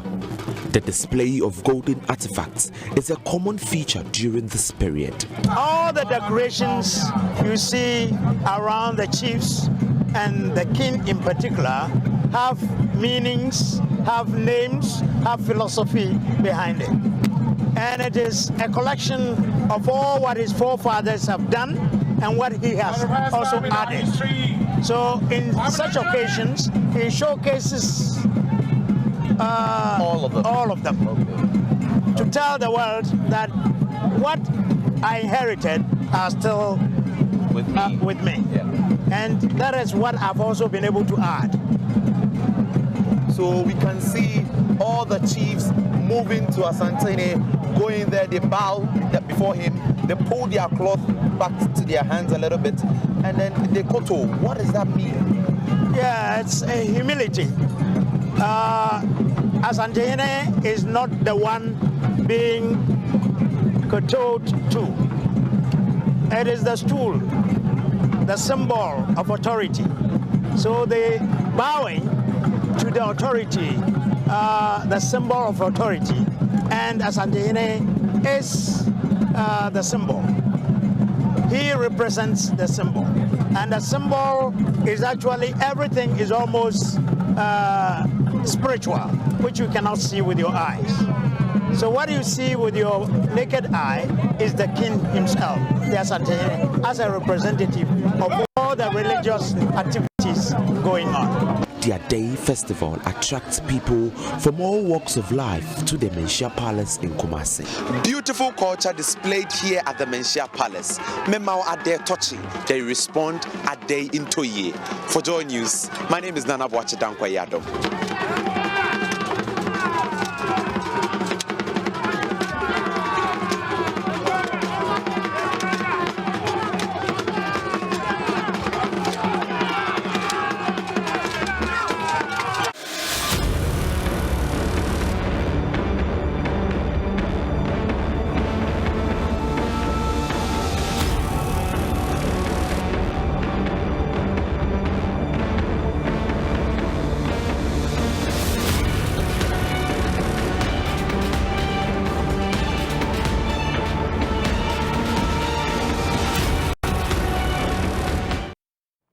Beautiful, isn't it? Akwesidai at its finest. But even as we move away from Ghana Month, up next, we're going to be bringing you AM Business, courtesy of EcoBank, the Pan-African Bank. Today, we explore the thoughts on how Ghana can harness, make the most of the private sector. That conversation up next, right here on the AM Show.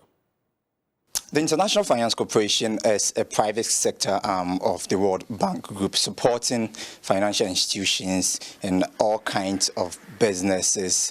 I have the senior country manager for Ghana, Guinea, Togo, Benin. He would be helping me delve into a number of issues confronting the private sector, businesses in the country. He's in the person of Carl Kelhofer. So I just want to look at the role IFC is playing in a time where assessing credit in our part of the world is very, very critical. What is the role IFC playing this time? Well, we're trying to keep the engine of the economy moving forward. Here in Ghana, actually, you have many facets of the economy that are still working quite well. Okay, the export, manufacturing, agriculture, and etc. And so we're keen on supporting these sectors in this current environment to help continue job creation and poverty alleviation. Now, let us look at this. There are a lot of concern with respect to small businesses in our part of the world. Financing, even when it comes to advisory services, some of these small businesses are saying it's quite hard to come by one. I don't know, how is the monitoring like from your end, the institutions you invest into? It's not like that just in Ghana. It's like that in every market that we exist in. That small and medium-sized enterprises sometimes do find it more difficult to access to finance, to access services, to access partners, to access markets. And so we're keen on working with them to help get better at those attributes, but at the same time to do top-down, to help some local aggregators, whether they're financial institutions or agricultural processors or manufacturers that have linkages to these SMEs, help them develop and flourish here too, to help enable those small and medium enterprises connect to those larger aggregators. Now, let's move a bit to the IMF program for Ghana. We understand your sister group, that is the World Bank Group, is in a way part of this whole program. I just want to know, is IFC playing any role in this? And if yes, what is it? Look, the IMF and the World Bank operate separately from us on this. That's a sovereign discussion. We are keen working with what's out there currently, and hopefully going forward if and when an IMF agreement comes into place. So we are active here in Ghana. In fact, we've been adding staff over the last year. We've been trying to do more projects, but in sectors that are actually improving to be resilient or even flourishing in this current global economy. For instance, things like manufacturing, agriculture, things like the DTRT factory that we're going to see shortly, where we're creating thousands of jobs that didn't exist 2-3 years ago. And remember, if you create 5,000 jobs in a manufacturing enterprise, that's like creating 500 SMEs with stable, safe, reliable, foreign currency earning employment for Ghana. Talking about DTRT, I've been quite following what's happening there, but some are saying yes, it appears we do more of the exportation than keeping some of the stuff in Ghana. Are there plans to also have some in Ghana? More DTRTs? Yeah. Well, we're very keen on trying to do more DTRTs. Personally, I lived here and I worked here 15 years ago, 2006, 2010. And we were trying to support DTRTs back then, the apparel market. But quite frankly, you needed a critical confluence of global competitiveness, reliable power, good infrastructure like seaports, market access, things like AGOA, and good trade routes, and competitive workforce and stability. Other markets historically 20, 30, 40 years ago, like Vietnam, like China, like Cambodia, had these attributes. So we've been active in these markets around the world, like Vietnam, like Cambodia, and like Bangladesh, in this apparel sector.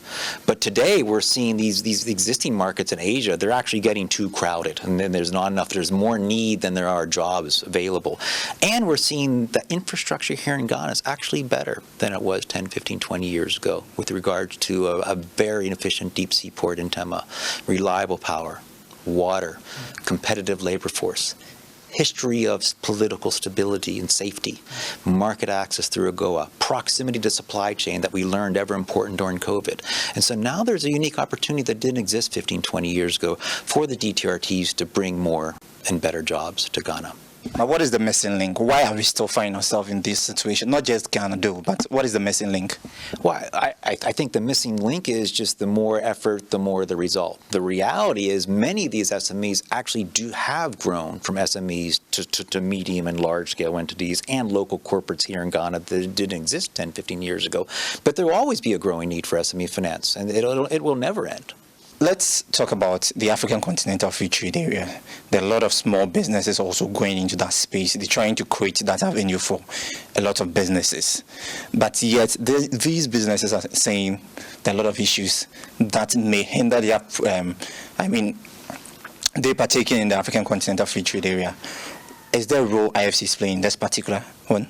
Specifically with the Africa free trade, continental free trade, not specifically, okay? That said, it's creating market opportunities. And I'll give you a classic example. You take something like cotton that's coming up from Burkina Faso or up in the Sahel. If it can come down to Ghana easier and to be processed into textiles easier and to make the textile and the apparel factory that much more competitive, that's a win-win for both Burkina Faso and Ghana and the entire continent. So this is where facilitating ease of cross-border goods and services and values is going to be win-win for the export for the entire continent.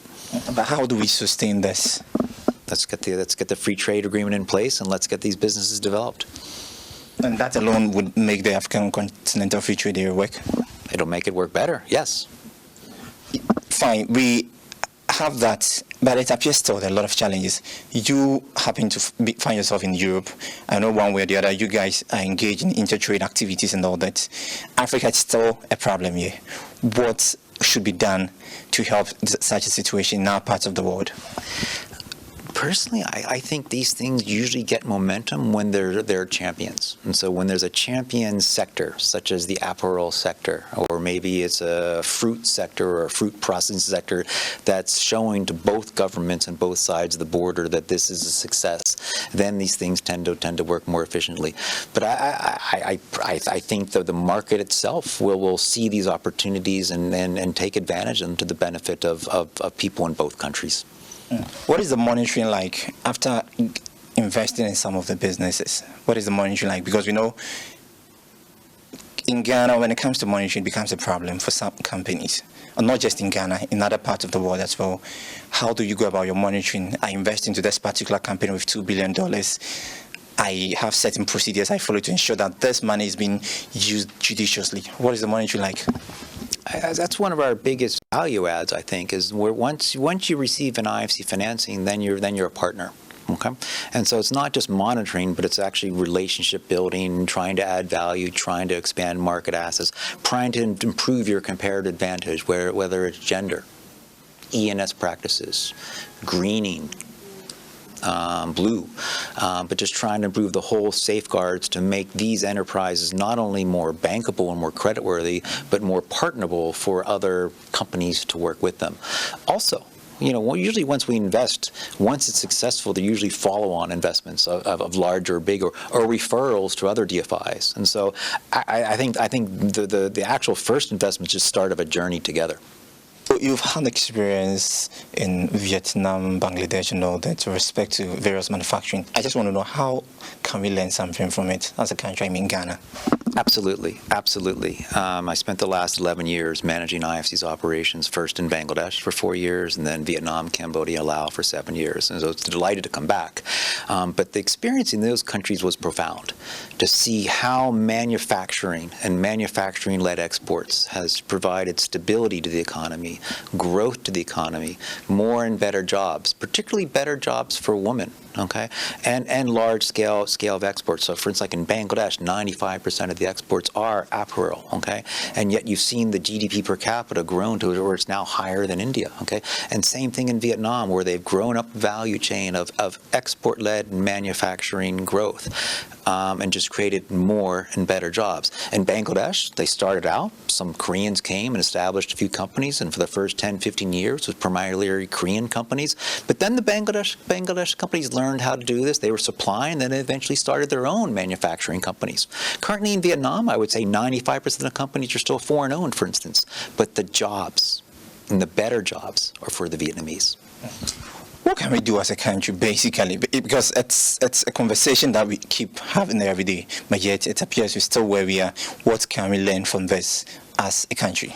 I actually think, and I compare to when I lived here 10 and 15 years ago, Ghana actually is in a position now to replicate some of these successes in East Asia, because you do have a track record of stability, that it is a safe and stable environment, that there is reliable power supply, there is reliable water, there are efficient world-class ports here. There is proximity to markets, to Europe, the US. There are things like AGOA. There's a very well-trained workforce, but also now is very competitively priced compared to wage differentials in Asia. So there's a business case that maybe didn't exist 10, 15 years ago that does exist. And sadly, there is unfortunately some devaluations taking place, but every time there's devaluation, these industries are that much more competitive. So we can say we are now on track? I think we're on track, and we're seeing more start up. We have GTRTs coming, we have tile manufacturers, we have some furniture manufacturers. So we're seeing these starting to take place, and let's see how it transpires over the coming years. They're starting off well. They're meeting efficiency measures on that can be compared to Asia. They're having brand access to these markets. They're training up these workforce, primarily women, providing a safe, stable working environment.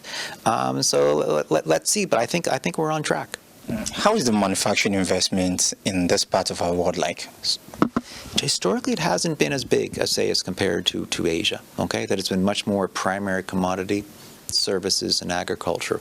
But I do think there is this opportunity, and we're seeing more interest from international players, whether it's from South Asia, whether it's from East Asia, whether it's from Latin America, to think about building facilities here. Within the last few months, we've seen a lot of problems with respect to our economy as a country. We've seen at a point the cedi depreciate. We've also seen fuel prices on the hike and all that. When it comes to investors, we know offshore investors at a point were trying to assess the trends in Ghana. You're more or less one of these investors trying to support businesses. From your point of view, what are some of the things still pushing some of these investors to still want to invest in Ghana? Look, if you're a manufacturer and you're servicing external markets, you're more concerned about the economic climate in the U.S. and Europe and China. That's where historically, when there has been a financial crisis in the world, that the Bangladeshis and the Vietnams tend to do fairly fine because. And that's it. That's how we cap off the AM show for this morning. From Bernice, Lansah, and me, well, we just want to wish you the very best of the day. Expect Joy News Desk up next. Do say.